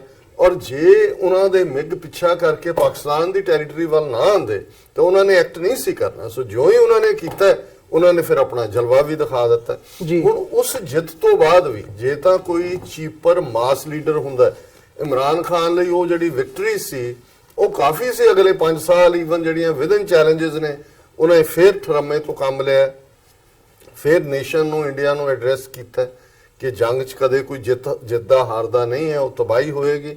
ਆਓ ਗੱਲਬਾਤ ਕਰੀਏ, ਸਾਰੇ ਮਾਹੌਲ ਨੂੰ ਕਰੀਏ। ਔਰ ਇਹਦੇ 'ਚ ਕੋਈ ਸ਼ੱਕ ਨਹੀਂ ਹੈ ਕਿ ਇਸ ਪਾਕਿਸਤਾਨ ਦੇ ਡੇਅਰਿੰਗ ਐਕਟ ਦੇ ਨਾਲ ਇੱਕ ਵਾਰੀ ਤਾਂ ਉੱਥੇ ਸੱਪ ਸੁੰਘ ਗਿਆ ਉਹਨਾਂ ਨੂੰ, ਮੀਡੀਆ ਨੂੰ ਵੀ ਨਹੀਂ ਸੀ ਪਤਾ ਲੱਗ ਰਿਹਾ, ਲਿਬਰਲਸ ਨੇ ਵੀ ਹੈਸ਼ਟੈਗ ਸ਼ੁਰੂ ਕਰ ਦਿੱਤੇ, ਦੂਸਰਾ ਵੀ। ਪਰ ਅੱਜ ਜਿਵੇਂ ਉਹਨਾਂ ਨੇ ਜੈਸਚਰ ਦਿੱਤਾ ਹੈ ਉਹਨਾਂ ਨੂੰ ਅਭਿਨੰਦਨ ਨੂੰ ਰਿਲੀਜ਼ ਕਰਨ ਦਾ, ਔਰ ਮੈਂ ਆਫਰੀਨ ਹੈ ਕਿ ਜਿਸ ਪਾਕਿਸਤਾਨ ਦੀ ਉਸ ਦੇ ਵਿੱਚ ਜੇ ਤੁਸੀਂ ਅਦਰਵਾਈਜ਼ ਉਹਨਾਂ ਦੇ ਸ਼ੋਅ ਦੇਖੋ ਕਿਵੇਂ ਲੀਡਰ ਇੱਕ ਦੂਜੇ ਦੇ ਗਲ ਨੂੰ ਆ ਰਹੇ ਹੁੰਦੇ ਨੇ, ਉਹ ਭਾਵੇਂ ਪੀਪਲਸ ਪਾਰਟੀ ਹੈ ਜਾਂ ਮੁਸਲਿਮ ਲੀਗ ਹੈ ਜਾਂ ਦੂਸਰੀਆਂ ਮਜ਼ਹਬੀ ਪਾਰਟੀਆਂ ਨੇ, ਪਰ ਇਸ ਮਾਮਲੇ 'ਚ ਸਾਰਾ ਨੇਸ਼ਨ ਈਵਨ ਇਸ ਜੈਨਰੋਸਿਟੀ ਦੇ ਵਿੱਚ ਵੀ ਇਮਰਾਨ ਖਾਨ ਸਾਹਿਬ ਦੇ ਨਾਲ ਖਲੋਤਾ, ਮੀਡੀਆ ਨੇ ਵੀ ਉਹੀ ਕੀਤਾ। ਪਰ ਜੋ ਹੁਣ ਇਹ ਕਰ ਰਹੇ ਨੇ, ਔਰ ਜਿਵੇਂ ਅਸੀਂ ਅੱਜ ਵੀ ਦੁਪਹਿਰੇ ਇੱਕ ਵੀਰ ਮੈਨੂੰ ਕਹਿਣ ਲੱਗੇ, ਕਹਿੰਦਾ ਕਿ ਜੀ ਇਹਨਾਂ ਨੂੰ ਨਹੀਂ ਸੀ ਕਰਨਾ ਚਾਹੀਦਾ, ਇਹਨੂੰ ਛੱਡਣਾ ਨਹੀਂ ਸੀ ਚਾਹੀਦਾ। ਮੈਂ ਕਿਹਾ ਨਹੀਂ, ਇਹ ਚੀਪ ਸਟਰੀਟ ਹਾਕਰ ਨੇ। ਇਮਰਾਨ ਖਾਨ ਇਸ ਵੇਲੇ ਉਹ ਵੱਡੀ ਗੈਲਰੀ 'ਚ ਖੇਡ ਰਿਹਾ, ਉਹ ਗਲੋਬਲ ਲੈਵਲ ਦੇ ਉੱਤੇ ਦੇਖ ਰਿਹਾ ਹੈ, ਔਰ ਉਹ ਦੇਖ ਰਿਹਾ ਵੀ ਇਨ ਦਾ ਐਂਡ ਜਿਹੜੀਆਂ ਇਹ ਖਾਮਖਾ ਦੀਆਂ ਟੈਨਸ਼ਨਸ ਵਧਾਉਣ ਵਾਲਾ ਮੀਡੀਆ ਐਂਕਰ ਉਹਨਾਂ ਦੇ ਬੈਠੇ ਨੇ, ਦੂਜੇ ਨੇ, ਇਹ ਕਿੱਥੇ ਐਂਡ ਹੋਏਗਾ। ਸੋ ਮੈਂ ਸਮਝਦਾ ਹਾਂ ਵੀ ਇਮਰਾਨ ਖਾਨ ਸਾਹਿਬ ਦਾ ਫੈਸਲਾ ਬਿਲਕੁਲ ਠੀਕ ਹੈ। ਔਰ ਇਹਦੇ ਬਾਵਜੂਦ ਕਿ ਹੁਣ ਪਾਕਿਸਤਾਨ 'ਚ ਪਿਛਲੇ ਕੁਝ ਘੰਟਿਆਂ 'ਚ ਮਾਹੌਲ ਬਣਿਆ ਵੀ ਨਹੀਂ, ਇਹਨੂੰ ਹੋਰ ਦਿਨ ਰੱਖੋ, ਪਰ ਮੈਂ ਸਮਝਦਾ ਵੀ ਨਹੀਂ, ਜਿਹੜਾ ਮਰਦ ਹੁੰਦਾ ਹੈ ਉਸ ਦਾ ਇੱਕ ਜ਼ਬਾਨ ਵੀ ਹੁੰਦੀ ਹੈ, ਔਰ ਇਮਰਾਨ ਖਾਨ ਇਸ ਦੇ ਨਾਲ ਉਹਨਾਂ ਦਾ ਕੱਦ ਬਹੁਤ ਉੱਚਾ ਹੋਇਆ ਹੈ। ਇਹ ਚੀਪਰ ਲੋਕ ਨੇ, ਇਹਨਾਂ ਨੇ 2 ਮਹੀਨੇ ਕਿਸੇ ਨਾ ਕਿਸੇ ਬਹਾਨੇ ਜਿਹੜਾ ਪਤੀਲਾ ਇਹਨੂੰ ਗਰਮ ਰੱਖਣਾ। ਲੇਕਿਨ ਇਹਦੇ 'ਚ ਕੋਈ ਸ਼ੱਕ ਨਹੀਂ ਕਿ ਜੇ ਅਭਿਨੰਦਨ ਦੀ ਵਾਈਫ ਉਹ ਵੀਡੀਓ ਦੇ ਉੱਤੇ ਆ ਕੇ ਮੀਡੀਆ 'ਚ ਜਾਂ ਉਹ ਵੀਡੀਓ ਪਾ ਰਹੀ ਹੈ ਕਿ ਵੀ ਬੰਦ ਕਰੋ ਇਹ ਜਿਹੜਾ ਤੁਸੀਂ ਸਿਆਸੀ ਲਾਹਾ ਲੈ ਰਹੇ ਹੋ, ਔਰ ਇਹ ਸਿਆਸੀ ਪਾਰਟੀਆਂ ਖਾਸ ਤੌਰ ਤੇ ਬੀਜੇਪੀ ਨੂੰ ਨੇਮ ਕੀਤਾ, ਔਰ ਇਸੇ ਤਰ੍ਹਾਂ ਹੋਰ ਵੀ ਬਹੁਤ ਸਾਰੇ ਜਿਹੜੇ ਨੇ ਇਮਰਾਨ ਖਾਨ ਦਾ ਹੈਸ਼ਟੈਗ ਇੰਡੀਅਨਸ ਵੱਲੋਂ ਜੇ ਹੁੰਦਾ ਹੈ ਉਸ ਨੂੰ ਐਪਰੀਸ਼ੀਏਟ ਕੀਤਾ ਜਾਂਦਾ। ਈਵਨ ਨਿਰੂਪਮਾ ਰਾਓ ਜਿਹੜੀ ਇੱਥੇ ਐਂਬੈਸਡਰ ਸੀ, ਉਸ ਦਾ ਵੀ ਇਸ ਤੇ ਮਾਮਲੇ ਦੇ ਵਿੱਚ ਜਿਹੜਾ ਹੈ ਕਿ ਵੀ ਨਹੀਂ ਇਹ ਕਿਤੇ ਟੈਨਸ਼ਨ। ਮੈਂ ਸਮਝਦਾ ਵੀ ਬੇਸ਼ੱਕ ਇਸ ਗੱਲ ਦਾ ਅਫਸੋਸ ਹੈ, ਪਰ ਇਨ ਦਾ ਐਂਡ ਇਹੀ ਹੈ ਕਿ ਵੀ ਹੁਣ ਜੇ ਕੋੜ ਕਿਰਲੀ ਨੇ ਕੋੜ ਕਿਰਲੀ ਰਹਿਣਾ, ਉਸ ਨੇ ਸ਼ਤੀਰਾਂ ਨੂੰ ਜੱਫਾ ਵੀ ਮਾਰਨਾ, ਤੇ ਉਸ ਦਾ ਜਿਹੜਾ ਹੈ ਉਸ ਨਾਲ ਜੁੜਿਆ ਹੋਇਆ ਕੋੜ ਦਾ ਕੰਮ ਵੀ ਹੈ ਲੋਕਾਂ ਦੀ ਯਾਦ। ਸੋ ਇਹ ਕੋੜ ਕਿਰਲੀ ਹੈ। ਸੋ ਕੋੜ ਕਿਰਲੀ ਨੂੰ ਦੇਖ ਕੇ, ਔਰ ਮੈਂ ਅਕਸਰ ਜਿਹੜੀ ਆਪਣੀ ਇੱਕ ਇਨਸਪੀਰੇਸ਼ਨ ਹੈ ਮੇਰੀ ਬਚਪਨ ਦੀ ਸਟੋਰੀ ਜਿਹੜੀ ਮੇਰੀ ਯਾਦਾਂ 'ਚ ਪਈ ਹੈ ਕਿ ਇੱਕ ਭਲਾ ਬੰਦਾ ਨਹਿਰ ਦੇ ਕੰਢੇ ਨਹਾਣ ਗਿਆ ਜੀ, ਇੱਕ ਉਹਦਾ ਅਟੈਂਡੈਂਟ ਸੀ ਨਾਲ, ਉਹ ਕੱਪੜੇ ਲੈ ਕੇ ਖਲੋਤਾ ਸੀ ਪਾਸੇ, ਤੇ ਉਹਨੇ ਦੇਖਿਆ ਭਲੇ ਬੰਦੇ ਨੇ ਕਿ ਉਸ ਨਹਿਰ ਦੇ ਵਿੱਚੋਂ ਜਿਹੜਾ ਹੈ ਇੱਕ ਬਿੱਛੂ ਜਿਹੜਾ ਉਹ ਰੁੜਦਾ ਜਾਂਦਾ, ਉਹਨੇ ਉਹਨੂੰ ਫੜ ਕੇ ਪਾਸੇ ਕਰਨਾ ਚਾਹਿਆ, ਬਿੱਛੂ ਨੇ ਡੰਗ ਮਾਰਿਆ, ਉਹਨੇ ਫੇਰ ਉਹ ਡੁੱਬਣ ਲੱਗ ਗਿਆ, ਬਿੱਛੂ ਨੇ ਫੇਰ ਕਿਹੜੇ ਜਦੋਂ 3 ਵਾਰੀ ਹੋਇਆ, ਜਿਹੜਾ ਕਿਨਾਰੇ ਖੜਾ ਬੰਦਾ ਸੀ ਉਹ ਕਹਿੰਦਾ ਭਾਈ ਸਾਹਿਬ ਜਾਣ ਦਿਓ ਇਹਨੂੰ, ਇਹ ਤੁਹਾਨੂੰ ਡੰਗ ਮਾਰਨੋਂ ਨਹੀਂ ਹਟਦਾ, ਉਹਨੂੰ ਤੁਸੀਂ। ਉਹ ਉਹਨਾਂ ਨੇ ਕਿਹਾ ਦੇਖੋ ਬਿੱਛੂ ਦਾ ਸੁਭਾਅ ਡੰਗ ਮਾਰਨਾ, ਜੇ ਇਹ ਆਪਣਾ ਸੁਭਾਅ ਨਹੀਂ ਛੱਡਦਾ, ਮੈਂ ਰੱਬ ਦਾ ਬੰਦਾ ਹੈ, ਇਮਾਨ ਵਾਲਾ ਬੰਦਾ ਹੈ, ਮੈਂ ਆਪਣਾ ਪਰਉਪਕਾਰ ਕਰਨ ਦਾ ਭਲਾ ਕਰਨ ਦਾ ਸੁਭਾਅ ਕਿਉਂ ਛੱਡ ਦਿਆਂ। ਸੋ ਮੈਂ ਸਮਝਦਾ ਹਾਂ ਵੀ ਇਹ ਜਦੋਂ ਹਿਸਟਰੀ ਜੱਜ ਕਰਦੀ ਹੈ, ਇਹ ਤਾਂ ਵਕਤੀ ਜੇ ਲੋਕ ਨੇ ਜਿਹੜੇ ਮਾਸ ਲੀਡਰ ਬਣੇ ਹੋਏ ਨੇ, ਇਹਨਾਂ ਦਾ ਵਕਤ ਜਦੋਂ ਗੁਜ਼ਰ ਜਾਂਦਾ ਹੈ, ਹਿਸਟਰੀ ਇਹ ਡਿਸਾਈਡ ਕਰੇਗੀ ਕਿ ਇੱਕ ਇਮਰਾਨ ਖਾਨ ਨਾਂ ਦਾ ਲੀਡਰ ਸਾਊਥ ਏਸ਼ੀਆ ਦੇ ਵਿੱਚ ਪਾਕਿਸਤਾਨੀ ਕੌਮ ਨੂੰ ਮਿਲਿਆ ਸੀ, ਜਿਨੇ ਹਰ ਸੰਭਵ ਕੋਸ਼ਿਸ਼ ਕੀਤੀ ਕਿ ਉਸ ਖਿੱਤੇ ਦੇ ਵਿੱਚ ਅਮਨ ਕਾਇਮ ਹੋਏ, ਹਰ ਮਸਲਾ ਗੱਲਬਾਤ ਰਾਹੀਂ ਹੱਲ ਹੋਏ। ਪਰ ਅੱਗੇ ਕੀ ਹੋਏਗਾ, ਕਿਉਂਕਿ ਅਸੀਂ ਅੱਜ 'ਚ ਗੱਲ ਕਰ ਰਹੇ ਹਾਂ, ਆਉਣ ਵਾਲੇ ਦਿਨਾਂ 'ਚ ਡਾਊਨ ਦਾ ਰੋਡ ਕੀ ਹੋਏਗਾ। ਪਰ ਮੈਂ ਸਮਝਦਾ ਹਾਂ ਵੀ ਆਲਰੇਡੀ ਹਿਸਟੋਰੀਅਨਸ ਦੇ, ਮੁਸਤਕਬਲ ਦੇ ਹਿਸਟੋਰੀਅਨਸ ਦੀ ਸਕ੍ਰਿਪਟ ਦਾ ਪਹਿਲਾ ਪਾਰਟ ਮੈਂ ਇਹਨਾਂ ਸ਼ਬਦਾਂ ਦੇ ਨਾਲ ਹੀ ਲਿਖਿਆ ਕਿ ਵੀ ਇਹ ਇਮਰਾਨ ਖਾਨ ਦਾ ਰੁਤਬਾ ਹੋਏਗਾ ਜੀ। ਮਲਿਕ ਸਾਹਿਬ, ਇਸ ਸਾਰੇ ਪਾਰਟ ਦੇ ਵਿੱਚ ਜਿਵੇਂ ਡਾਕਟਰ ਸਾਹਿਬ ਨੇ ਵੀ ਗੱਲ ਕੀਤੀ ਹੈ ਵੀ ਇਹ ਹਿਸਟੋਰੀਕਲੀ ਵੀ ਇਸ ਪਾਰਟ ਨੂੰ, ਇਸ ਸਮੇਂ ਨੂੰ ਕਿਸ ਨਜ਼ਰੀਏ ਨਾਲ ਦੇਖਿਆ ਜਾਊਗਾ। ਇਹਦੇ ਵਿੱਚ ਇੰਟਰਨੈਸ਼ਨਲ ਕਮਿਊਨਿਟੀ ਦਾ ਵੀ ਬਹੁਤ ਵੱਡਾ ਯੋਗਦਾਨ ਹੈ, ਉਹਨੂੰ ਤੁਸੀਂ ਕਿਵੇਂ ਦੇਖ ਰਹੇ ਹੋ? ਜਿਵੇਂ ਬਿਆਨਬਾਜ਼ੀਆਂ ਜ਼ਰੂਰ ਆ ਰਹੀਆਂ ਨੇ, ਸੁਸ਼ਮਾ ਸਵਰਾਜ ਭਾਰਤ ਦੇ ਫੋਰਨ ਮਿਨਿਸਟਰ ਜਦੋਂ ਚੀਨ ਦੇ ਵਿੱਚ ਅਸੀਂ ਦੇਖਦੇ ਹਾਂ ਉਹਨਾਂ ਦੀ ਜਿਹੜੀ ਗੱਲਬਾਤ ਸੀ, ਫਿਰ ਇਧਰੋਂ ਕੁਰੈਸ਼ੀ ਸਾਹਿਬ ਨੇ ਜਿਹੜੇ ਪਾਕਿਸਤਾਨ ਦੇ ਫੋਰਨ ਮਿਨਿਸਟਰ, ਉਹਨਾਂ ਨੇ ਰਾਈਟ ਵੇ ਅਪਰੋਚ ਕੀਤੀ ਹੈ, ਜਿਹੜੇ ਅਮਰੀਕਾ ਦੇ ਪ੍ਰਧਾਨ ਨੇ ਡੋਨਲਡ ਟਰੰਪ, ਉਹਨਾਂ ਨੇ ਵੀ ਅਪਰੋਚ ਕੀਤੀ ਹੈ, ਯੂਨਾਈਟਿਡ ਨੇਸ਼ਨਸ ਦੇ ਸੈਕਟਰੀ ਜਨਰਲ ਦਾ ਵੀ ਬਿਆਨ ਆਇਆ, ਹੋਰ ਆਲੇ ਦੁਆਲੇ ਅਸੀਂ ਦੇਖਦੇ ਹਾਂ ਰਸ਼ੀਆ ਤੋਂ ਲੈ ਕੇ ਯੂਰਪੀਅਨ ਜਿਹੜੇ ਕੰਟਰੀਜ਼ ਹੈਗੇ ਆ ਉਹਨਾਂ ਨੇ ਅਪਰੋਚ ਕੀਤੀ ਹੈ, ਸਾਊਦੀ ਅਰਬ ਦੇ ਜਿਹੜੇ ਹੈਗੇ ਆ ਕਿੰਗ, ਉਹਨਾਂ ਵੱਲੋਂ ਪ੍ਰਿੰਸ, ਉਹਨਾਂ ਵੱਲੋਂ ਵੀ ਦੋਵਾਂ ਮੁਲਕਾਂ ਦੇ ਜਿਹੜੇ ਸਦਰ ਨੇ ਉਹਨਾਂ ਨਾਲ ਵਾਰਤਾਲਾਪ ਕੀਤੀ ਗਈ ਹੈ ਤੇ ਆਪਸੀ ਜਿਹੜੀ ਇਹ ਟੈਨਸ਼ਨ ਹੈਗੀ ਹੈ ਉਹਨੂੰ ਘਟਾਉਣ ਦੀ ਲਾਈਨ ਹੈਗੀ ਹੈ। ਸੋ ਇੰਟਰਨੈਸ਼ਨਲ ਕਮਿਊਨਿਟੀ ਦਾ ਇਹਦੇ ਵਿੱਚ ਇਹ ਸਾਰੀ ਟੈਨਸ਼ਨ ਦੇ ਵਿੱਚ ਇਹਨਾਂ ਨੂੰ ਠੱਲ ਪਾਉਣ ਦੇ ਵਿੱਚ ਜਿਹੜਾ ਯੋਗਦਾਨ ਹੈ ਉਹਨੂੰ ਤੁਸੀਂ ਕਿਵੇਂ ਦੇਖਦੇ ਹੋ, ਜਾਂ ਇਸ ਸਾਰੇ ਸਿਨੈਰੀਓ ਨੂੰ ਅੱਗੇ ਵਧਣ ਦੇ ਵਿੱਚ ਕੀ ਉਹਨਾਂ ਦਾ ਯੋਗਦਾਨ ਹੋ ਸਕਦਾ? ਦੇਖੋ, ਜਿਸ ਤਰ੍ਹਾਂ ਡਾਕਟਰ ਸਾਹਿਬ ਨੇ ਜਿਹੜੀ ਗੱਲ ਕੀਤੀ ਕਿ ਤੁਸੀਂ ਕਿਸੇ ਨੂੰ ਆਪਣਾ ਪਹਿਲੇ ਹੱਥ ਦਿੰਦੇ ਹੋ, ਫਿਰ ਉਹ ਕਹਿੰਦਾ ਨਹੀਂ ਮੈਨੂੰ ਹੱਥ ਦੇ ਨਾਲ ਤੁਹਾਡਾ ਤੁਹਾਡਾ ਦਿਲ ਵੀ ਚਾਹੀਦਾ, ਫਿਰ ਤੁਸੀਂ ਦਿਲ ਵੀ ਕੱਢ ਕੇ ਦੇ ਦਿੰਦੇ ਹੋ। ਫਿਰ ਉਹ ਕਹਿੰਦਾ ਨਹੀਂ ਦਿਲ ਦਾ ਮਜ਼ਾ ਨਹੀਂ ਆਇਆ, ਹੁਣ ਜ਼ਬਾਨ ਵੀ ਚਾਹੀਦੀ ਹੈ, ਫਿਰ ਤੁਸੀਂ ਜ਼ਬਾਨ ਵੀ ਦਿੰਦੇ ਹੋ। ਫਿਰ ਉਹ ਕਹਿੰਦਾ ਨਹੀਂ ਅੱਖਾਂ ਵੀ ਤੁਹਾਡੀ ਬੜੀ ਸੋਹਣੀ ਹੈ, ਫਿਰ ਤੁਸੀਂ ਆਪਣੀ ਅੱਖਾਂ ਵੀ ਦੇ ਦਿੰਦੇ ਹੋ। ਲੇਕਿਨ ਉਹਦੇ ਬਾਅਦ ਵੀ ਤੁਸੀਂ ਨਹੀਂ ਮੰਨਦੇ। ਹੁਣ ਤੁਸੀਂ ਇਹ ਵਰਲਡ ਪੋਲਿਟਿਕਸ ਦੀ ਜਾਂ ਇੰਟਰਨੈਸ਼ਨਲ ਪਲੇਅਰਸ ਦੀ ਗੱਲ ਕੀਤੀ, ਇਹਨਾਂ ਨੂੰ ਪਾਕਿਸਤਾਨ ਤੋਂ ਅਗਰ ਅੱਜ ਦੇ ਸਿਨੈਰੀਓ ਦੇ ਨਾਲ ਦੇਖਿਆ ਜਾਏ ਤੇ ਇੰਨੀ ਖਾਸ ਉਹਨਾਂ ਨੂੰ ਦਿਲਚਸਪੀ ਨਹੀਂ ਆ। ਉਹ ਜਿਹੜਾ ਉਹਨਾਂ ਨੇ ਇੱਕ ਬੁੱਤ ਚਾਈਨਾ ਦੇ ਖਿਲਾਫ ਬਣਾਇਆ ਹੈ, ਔਰ ਉਸ ਬੁੱਤ ਨੂੰ ਜਿਸ ਤਰ੍ਹਾਂ 20 ਸਾਲ ਤੋਂ ਉਹਨਾਂ ਨੇ ਪਾਣੀ ਦੇਣ ਦੀ ਕੋਸ਼ਿਸ਼ ਕੀਤੀ ਹੈ ਕਿ ਮਿੱਟੀ ਦਾ ਮਾਦੂ ਜਿਹੜਾ ਹੈ ਉਹਨੂੰ ਚਾਈਨਾ ਦੇ ਸਾਹਮਣੇ ਖੜਾ ਕੀਤਾ ਜਾਏ, ਉਹਨਾਂ ਨੂੰ ਉਹਦੀ ਫਿਕਰ ਹੈ। ਉਹ ਇਹ ਸਭ ਕੁਝ ਜਿਹੜਾ ਵੈਸਟਰਨ ਵਰਲਡ ਹੈ, ਇੰਡੀਆ ਦੀ ਗੱਲ ਕਰ ਰਹੇ ਹੋ ਤੁਸੀਂ? ਹਾਂ, ਇੰਡੀਆ ਦੀ ਨਹੀਂ, ਉਹ ਇੰਡੀਆ ਦੀ ਗੱਲ ਕਰ ਰਿਹਾ। ਉਹ ਵੈਸਟਰਨ ਵਰਲਡ ਜਿਹੜਾ ਹੈ, ਖਾਸ ਤੌਰ ਤੇ ਅਮਰੀਕਾ ਹੈ, ਉਹਨਾਂ ਦੀ ਹੁਣ ਇਹ ਅੱਜ ਦਾ ਜ਼ਮਾਨਾ ਜਿਹੜਾ ਹੈ ਉਹ ਬਿਲੀਅਨਸ ਆਫ ਡਾਲਰ ਇਨਵੈਸਟਮੈਂਟ ਦਾ ਹੈ। ਔਰ ਇੰਡੀਆ ਦੇ ਅੰਦਰ ਇਹ ਲੋਕਾਂ ਨੇ ਕਿਸੇ ਵੀ ਭਾਨੇ, ਚਾਹੇ ਉਹ ਸਕਿੱਲ ਲੇਬਰ ਸੀ, ਉੱਥੇ 200-300 ਬਿਲੀਅਨ ਡਾਲਰ ਦੀ ਵੀ ਤੁਸੀਂ ਦੇਖੋ ਤੇ 20 ਸਾਲ ਦੇ ਅੰਦਰ ਇਨਵੈਸਟਮੈਂਟ ਆਈ। ਹੋਰ ਮੁਹਾਇਦੇ ਹੋ ਰਹੇ ਆ। ਇੰਡੀਆ ਜਿਹੜਾ ਹੈ ਟ੍ਰਿਲੀਅਨ ਡਾਲਰ ਦੀ ਇਕਨੋਮੀ ਬਣਨ ਜਾ ਰਿਹਾ ਹੈ। ਤੇ ਇਹ ਇੰਟਰਨੈਸ਼ਨਲ ਵਰਲਡ ਜਿਹੜਾ ਹੈ ਉਹਦੀ ਹਮਦਰਦੀਆਂ ਇਸ ਵੇਲੇ ਪਾਕਿਸਤਾਨ ਦੇ ਨਾਲ ਨਹੀਂ ਹੈ। ਲੇਕਿਨ ਉਹ ਜਿਹੜਾ ਪਾਕਿਸਤਾਨ ਇੱਕ ਨਿਊਕਲੀਅਰ ਸਟੇਟ ਹੈ, ਉਹਦੀ ਵਜ੍ਹਾ ਨਾਲ ਉਹ ਇਹ ਡਰਦੇ ਆ ਕਿ ਕਿਉਂਕਿ ਸਭ ਕੁਝ ਹੀ ਮੁੱਕ ਜਾਣਾ ਹੈ।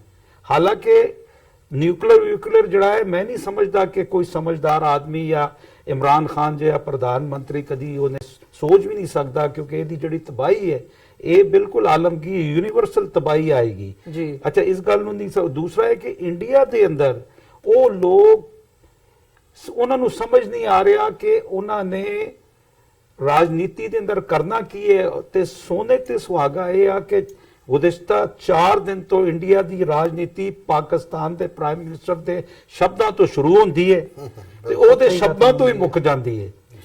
ਹੁਣ ਇੰਡੀਆ ਦੀ ਜਿੰਨੀ ਆਪੋਜੀਸ਼ਨ ਹੈ, ਉਹ ਜਦੋਂ ਇਹ ਮਿਰਾਜ ਲੈ ਕੇ ਜਦੋਂ ਆਏ ਔਰ ਇਹਨਾਂ ਨੇ ਖੱਪ ਪਾਏ ਕਿ ਅਸੀਂ ਲੁੱਟ ਲਿਆ, ਬਰਬਾਦ ਕਰ ਦਿੱਤਾ, ਕੈਂਪ ਢਾ ਦਿੱਤੇ, 350 ਬੰਦੇ ਮਾਰ ਦਿੱਤੇ, ਉਹ ਮੀਡੀਆ, ਉਹ ਜਿਹੜਾ ਆਪੋਜੀਸ਼ਨ ਸੀ, ਕਿਉਂਕਿ ਅੱਗੇ ਇਲੈਕਸ਼ਨ ਆ ਰਹੇ ਆ ਇੰਡੀਆ ਦੇ ਅੰਦਰ 2 ਮਹੀਨੇ ਦੇ ਅੰਦਰ, ਉਹ ਉਹਨਾਂ ਨੂੰ ਸੱਪ ਸੁੱਕ ਗਿਆ। ਉਹਨਾਂ ਨੇ ਕਿਹਾ ਕਿ ਇਹ ਤੇ ਮੋਦੀ ਲੈ ਗਿਆ ਬਾਜ਼ੀ। 2014 ਦੇ ਇਲੈਕਸ਼ਨ ਦੇ ਅੰਦਰ ਵੀ ਇਹ ਹਿੰਦਵਤਾ ਦੀ ਜਿਹੜੀ ਲਹਿਰ ਪੈਦਾ ਕੀਤੀ ਸੀ ਤੇ ਉਹ ਹੀ ਉਹਨੂੰ ਜਿਤਾਇਆ ਸੀ।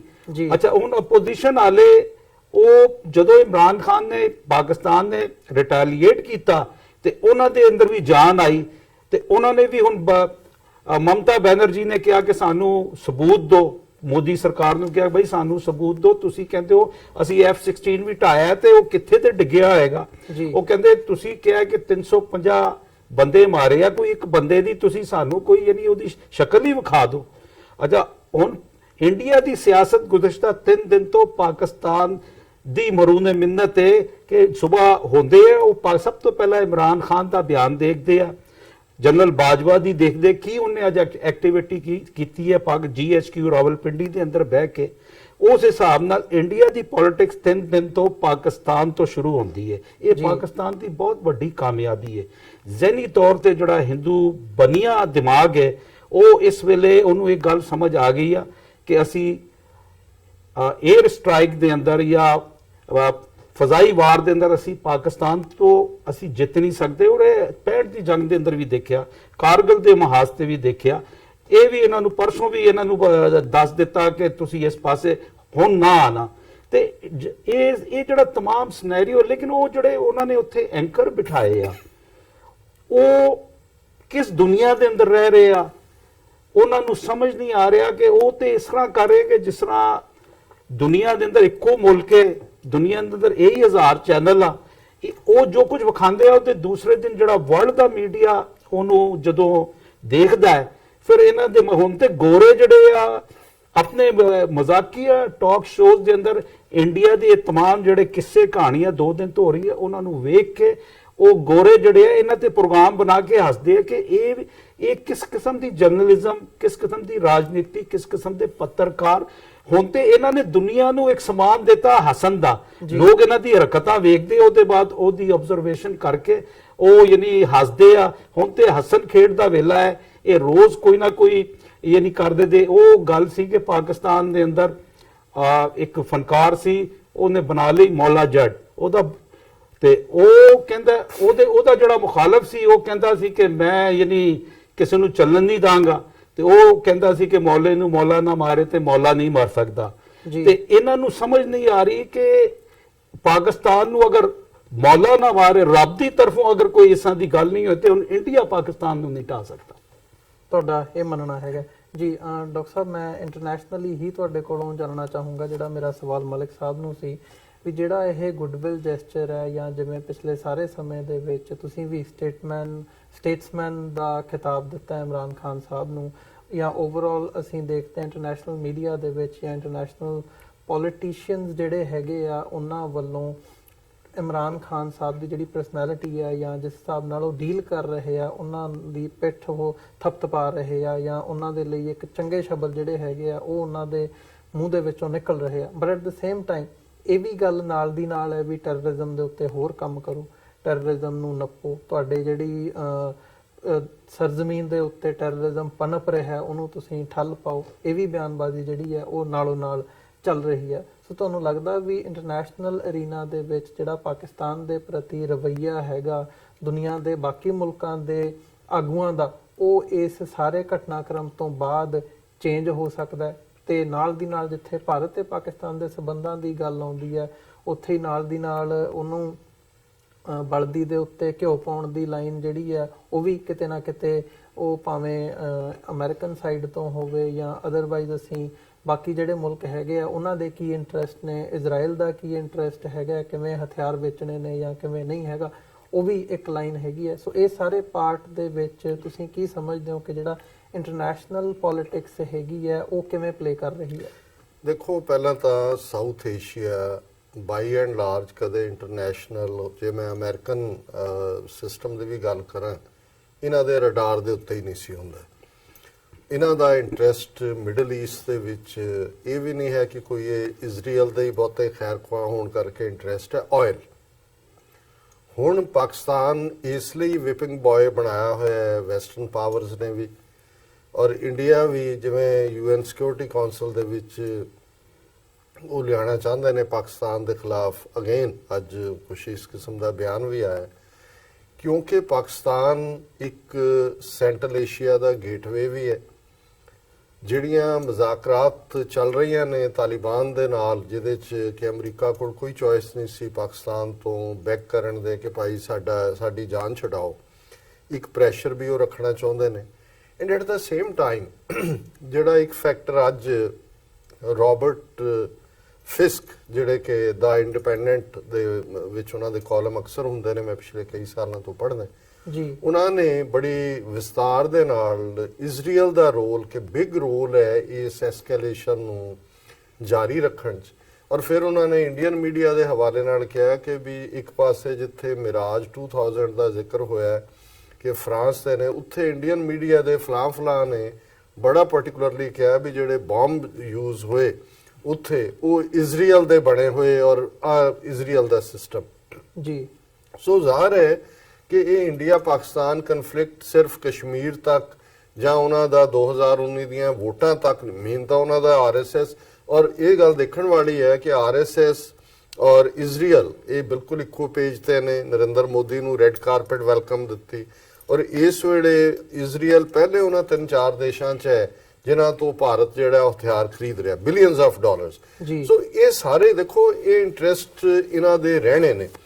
ਦੂਸਰੇ ਪਾਸੇ ਜੇ ਅਸੀਂ ਇਸ ਹਵਾਲੇ ਨਾਲ ਦੇਖੀਏ ਕਿ ਜਿਹੜੀ ਜ਼ਹਿਨੀਅਤ ਦੀ ਗੱਲ ਹੈ, ਜਿਹੜਾ ਹਿੰਦੂਤਵਾ ਦਾ ਕਰੈਕਟਰ ਹੈ, ਮੈਂ ਕੋਈ ਹਿੰਦੂ ਸ਼ਬਦ ਇਨ ਜਨਰਲ ਇਸ ਲਈ ਨਹੀਂ ਕਹਿਣਾ ਚਾਹੁੰਦਾ ਕਿ ਇਹ ਲੱਗੇ ਕਿ ਵੀ ਅਸੀਂ ਸ਼ਾਇਦ ਹਿੰਦੂ ਧਰਮ ਦੇ ਖਿਲਾਫ ਹੈ, ਪਰ ਜਦੋਂ ਤੁਸੀਂ ਡਿਸਕਸ ਕਰਦੇ ਹੋ ਕਿਸੇ ਆਈਡੀਓਲੋਜੀ ਨੂੰ, ਕਮਿਊਨਿਜ਼ਮ, ਫਾਸ਼ਿਜ਼ਮ, ਨਾਜ਼ੀਜ਼ਮ, ਤੁਸੀਂ ਬ੍ਰਾਹਮਣਿਜ਼ਮ ਜਾਂ ਅੱਜ ਹਿੰਦੂਤਵਾ ਆਪ ਹੀ ਕਹਿੰਦੇ ਨੇ ਆਪਣੀ ਆਈਡੀਓਲੋਜੀ, ਜੇ ਤੁਸੀਂ ਇਹਨਾਂ ਦਾ ਕਰੈਕਟਰ ਦੇਖਣਾ ਹੈ, ਉਹਦੇ 'ਚ ਜਸਟਿਸ ਤਾਂ ਹੈ ਨਹੀਂ। ਜਿਹੜਾ ਮਜ਼ਹਬ ਕਾਸਟ ਸਿਸਟਮ ਵਰਗਾ ਮੋਸਟ ਡਿਸਕ੍ਰਿਮੀਨੇਟਰੀ ਅਪਾਰਥਾਈਡ ਤਾਂ ਆਏ ਤੇ ਚਲੇ ਗਏ, 4000 ਸਾਲ ਤੋਂ ਖੜਿਆ ਬ੍ਰਾਹਮਣ, ਕਸ਼ਤਰੀ, ਵੈਸ਼, ਸ਼ੂਦ, ਜਿਹੜਾ ਜਨਮ ਦੇ ਨਾਲ ਤੁਹਾਡੀ ਕਾਸਟ ਬਣਾ ਦਿੰਦਾ, ਜਿਹਦੇ ਤੋਂ ਤੁਸੀਂ ਕੀ ਤੁਹਾਡੇ ਅਗਲੀਆਂ ਹਜ਼ਾਰਾਂ ਜਨਰੇਸ਼ਨਾਂ ਵੀ ਛੁਟਕਾਰਾ ਨਹੀਂ ਪਾ ਸਕਦੀ। ਹੁਣ ਇੱਕ ਪਾਸੇ ਅਮਰੀਕਨ ਡੈਮੋਕ੍ਰੇਸੀ ਦੀ ਅਸੀਂ ਗੱਲ ਕਰਦੇ ਹਾਂ, ਜਿਹਦਾ ਬੇਸਿਕ ਹੈ ਕਿ ਆਲ ਮੈਨ ਆਰ ਬੋਰਨ ਇਕੁਅਲ, ਤੇ ਉਹਨਾਂ ਦੀ ਬੇਸਿਕ ਫਾਊਂਡੇਸ਼ਨ ਹੈ ਕਿ ਆਲ ਮੈਨ ਆਰ ਬੋਰਨ ਅਨਈਕੁਅਲ, ਕਾਸਟ ਸਿਸਟਮ ਇਹੀ ਹੈ। ਹੁਣ ਇਹਨਾਂ ਦੇ ਹੱਥ ਪਾਵਰ ਆਈ ਹੈ। ਉਹ ਸਾਡੇ ਇੱਕ ਅਕਸਰ ਬਾਂਦਰਾਂ ਦੇ ਹੱਥ 'ਚ ਬਨਾਰਸ ਦੀਆਂ ਟੋਪੀਆਂ ਦੀ ਕਹਾਣੀ ਸੁਣਾਉਂਦੇ ਹੁੰਦੇ ਸੀ, ਸਕੂਲਾਂ 'ਚ ਵੀ ਹੁੰਦੀ ਸੀ ਕਿ ਜੀ ਬਾਂਦਰ ਜਿਹੜਾ ਹੈ ਉਹ ਉੱਤੇ ਬੈਠਾ ਹੈ, ਟੋਪੀਆਂ ਵੇਚਣ ਵਾਲਾ ਦਰਖਤ ਦੇ ਥੱਲੇ ਆ ਕੇ ਬਹਿ ਗਿਆ, ਉਹਨੇ ਟੋਪੀ ਪਾਈ ਸੀ। ਬਾਂਦਰ ਦਾ ਦਿਮਾਗ ਉਹਨਾਂ ਕੁ ਹੁੰਦਾ, ਇਮੀਟੇਟ ਕਰਦਾ, ਉਹ ਆਏ ਥੱਲੇ, ਉਹਨੂੰ ਉਹ ਚੁੱਕ ਕੇ ਲੈ ਗਏ। ਉਹ ਜਦੋਂ ਉਹਦੀ ਜਾਗ ਖੁੱਲੀ, ਸਾਰੇ ਬਾਂਦਰ ਬੈਠੇ ਸਿਰਾਂ ਤੇ ਟੋਪੀਆਂ ਰੱਖ ਕੇ, ਉਹਨੂੰ ਲੱਗਾ ਵੀ ਇਹ ਕੀ ਹੋ ਗਿਆ, ਉਹਨੇ ਲਾਹ ਕੇ ਆਪਣੀ ਥੱਲੇ ਮਾਰੀ, ਸਾਰਿਆਂ ਨੇ ਥੱਲੇ। ਹੁਣ ਜਿਹੜੀ ਉੱਥੇ ਉਹਦੀ ਸਾਰੀ ਟੀਮ ਹੈ, ਨਰਿੰਦਰ ਮੋਦੀ RSS ਹੈੱਡਕੁਆਟਰ ਨਾਗਪੁਰ ਹੈ, ਅਸਲੀ ਜਿਹੜਾ ਵਪਾਰੀ ਹੈ ਜਿਹਦੇ ਸਿਰ ਤੇ ਟੋਪੀ ਹੈ, ਔਰ ਬਾਕੀ ਸਾਰੇ ਤਾਂ ਐਕਟ ਕਰ ਰਹੇ ਨੇ ਉਹਦੇ ਮੁਤਾਬਕ। ਸੋ ਇਹਨਾਂ ਦੀ ਇੱਕ ਟਨਲ ਵਿਜ਼ਨ ਹੈ, ਉਸ ਤੋਂ ਬਿਯੋਂਡ ਦੇਖ ਨਹੀਂ ਸਕਦੇ। ਇਹ ਜੈਨੂਇਨਲੀ ਬਿਲੀਵ ਕਰਦੇ ਨੇ ਕਿ ਅਸੀਂ ਸੁਪਰ ਪਾਵਰ ਬਣ ਗਏ। ਇਹਨਾਂ ਦੀ ਕਨਵਿਕਸ਼ਨ ਹੈ ਕਿ ਹਿੰਦੂਤਵਾ ਦੀ ਵਿਚਾਰਧਾਰਾ, 올ਡ ਇੰਡੀਆ, ਸਵਰਨ ਯੁੱਗ, ਗੋਲਡਨ ਏਜ, ਇਹ ਇੰਨਾ ਝੂਠ ਬੋਲਿਆ ਇਹਨਾਂ ਨੇ, ਉਹਦੇ ਤੇ ਖੁਦ ਯਕੀਨ ਕਰਦੇ ਨੇ।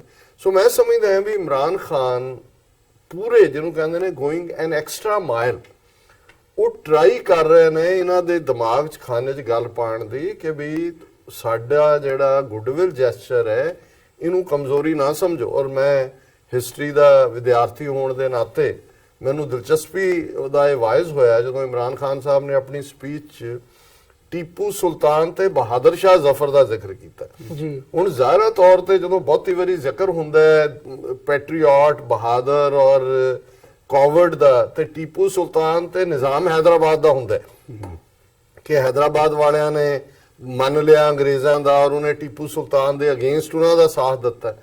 ਪਰ ਜਿਹੜੀ ਹੁਣ ਜੇ ਬਰੀਕੀ ਨਾਲ ਸਮਝੋ, ਹੁਣ ਬਹਾਦਰ ਸ਼ਾਹ ਜ਼ਫਰ ਦੇ ਨਾਲ ਜਿਹੜੇ ਲੜਨ ਵਾਲੇ ਸੀ, ਜਿਹੜੇ ਜਿਹਨੂੰ ਉਹਨਾਂ ਨੇ ਹੁਣ ਅੱਜ RSS ਵਾਲੇ ਵੀ ਉਹਨੂੰ ਫਸਟ ਇੰਡੀਪੈਂਡੈਂਸ ਵਾਰ ਕਹਿੰਦੇ ਨੇ, ਉਹ ਬਹਾਦਰੀ ਨਾਲ ਲੜੇ। ਮੈਜੋਰਟੀ ਮੁਸਲਮਾਨ ਸਨ, ਯੂਪੀ ਦੂਜੇ ਦੇ ਜਿਹੜੇ ਸਪਾਈ ਅੰਗਰੇਜ਼ਾਂ ਦੀ ਫੌਜ ਦੇ ਵਿੱਚ ਸੀ।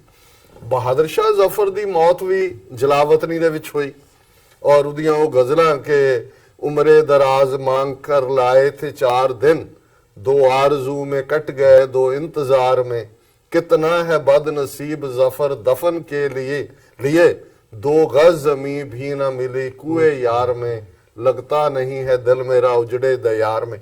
ਹੁਣ ਜ਼ਾहिर ਹੈ ਕਿ ਉਹਨੇ ਜਲਾਵਤਨੀ 'ਚ ਉਹਦੀ ਮੌਤ ਹੋਈ, ਉਹਨੂੰ ਈਵਨ ਦਫਨ ਹੋਣਾ ਵੀ ਨਸੀਬ ਨਹੀਂ ਹੋਇਆ। ਪਰ ਜਦੋਂ ਇਮਰਾਨ ਖਾਨ ਬਹਾਦਰ ਸ਼ਾਹ ਜ਼ਫਰ ਨੂੰ ਪਿਕ ਕਰਦੇ ਨੇ, ਟੀਪੂ ਸੁਲਤਾਨ, ਜਿਹੜਾ ਕਹਿੰਦਾ ਕਿ ਗਿੱਦੜ ਦੀ 100 ਸਾਲ ਦੀ ਮੌਤ ਨਾਲੋਂ ਸ਼ੇਰ ਦੀ ਇੱਕ ਦਿਨ ਦੀ ਜ਼ਿੰਦਗੀ ਜਿਹੜੀ ਉਹ ਚੰਗੀ ਹੁੰਦੀ ਹੈ, ਕਿ ਕਿਸੇ ਸਟੇਜ ਤੇ ਬਹਾਦਰ ਸ਼ਾਹ ਜ਼ਫਰ ਨੇ ਬਿਗਨਿੰਗ 'ਚ ਜਦੋਂ ਅੰਗਰੇਜ਼ਾਂ ਦੇ ਨਾਲ ਸਮਝੌਤਾ ਕਰਦੇ ਆ ਜਿਹੜਾ ਉਹ ਗਿਵ ਅਪ ਕਰ ਦਿੱਤਾ ਸੀ। ਉਹ ਵਿਦਨ ਜਦੋਂ 1857 'ਚ ਤਾਂ ਬਾਹਰੋਂ ਆ ਕੇ ਉਹਨੂੰ ਉਹਨਾਂ ਨੇ ਬਾਦਸ਼ਾਹ ਬਣਾਇਆ ਕਿ ਤੂੰ ਲੀਡ ਕਰ, ਉਹ ਮਜਬੂਰੀ 'ਚ ਗਜ਼ਲਾਂ ਗਾਉਂਦਾ ਹੀ ਜਿਹੜਾ ਉਹ ਬੈਠਾ ਸੀ। ਸੋ ਜਿਹੜੀ ਫਾਈਟਿੰਗ ਐਲੀਮੈਂਟ ਨਹੀਂ ਸੀ, ਜੇ ਇਹ ਹੁੰਦਾ ਤੇ ਉਸ ਤੋਂ ਪਹਿਲਾਂ ਭਾਵੇਂ ਲੜਦਾ ਉਹ ਮਰ ਜਾਂਦਾ, ਉਹਨਾਂ ਦੀਆਂ ਟਰਮਸ ਨਾ ਕਬੂਲਦਾ।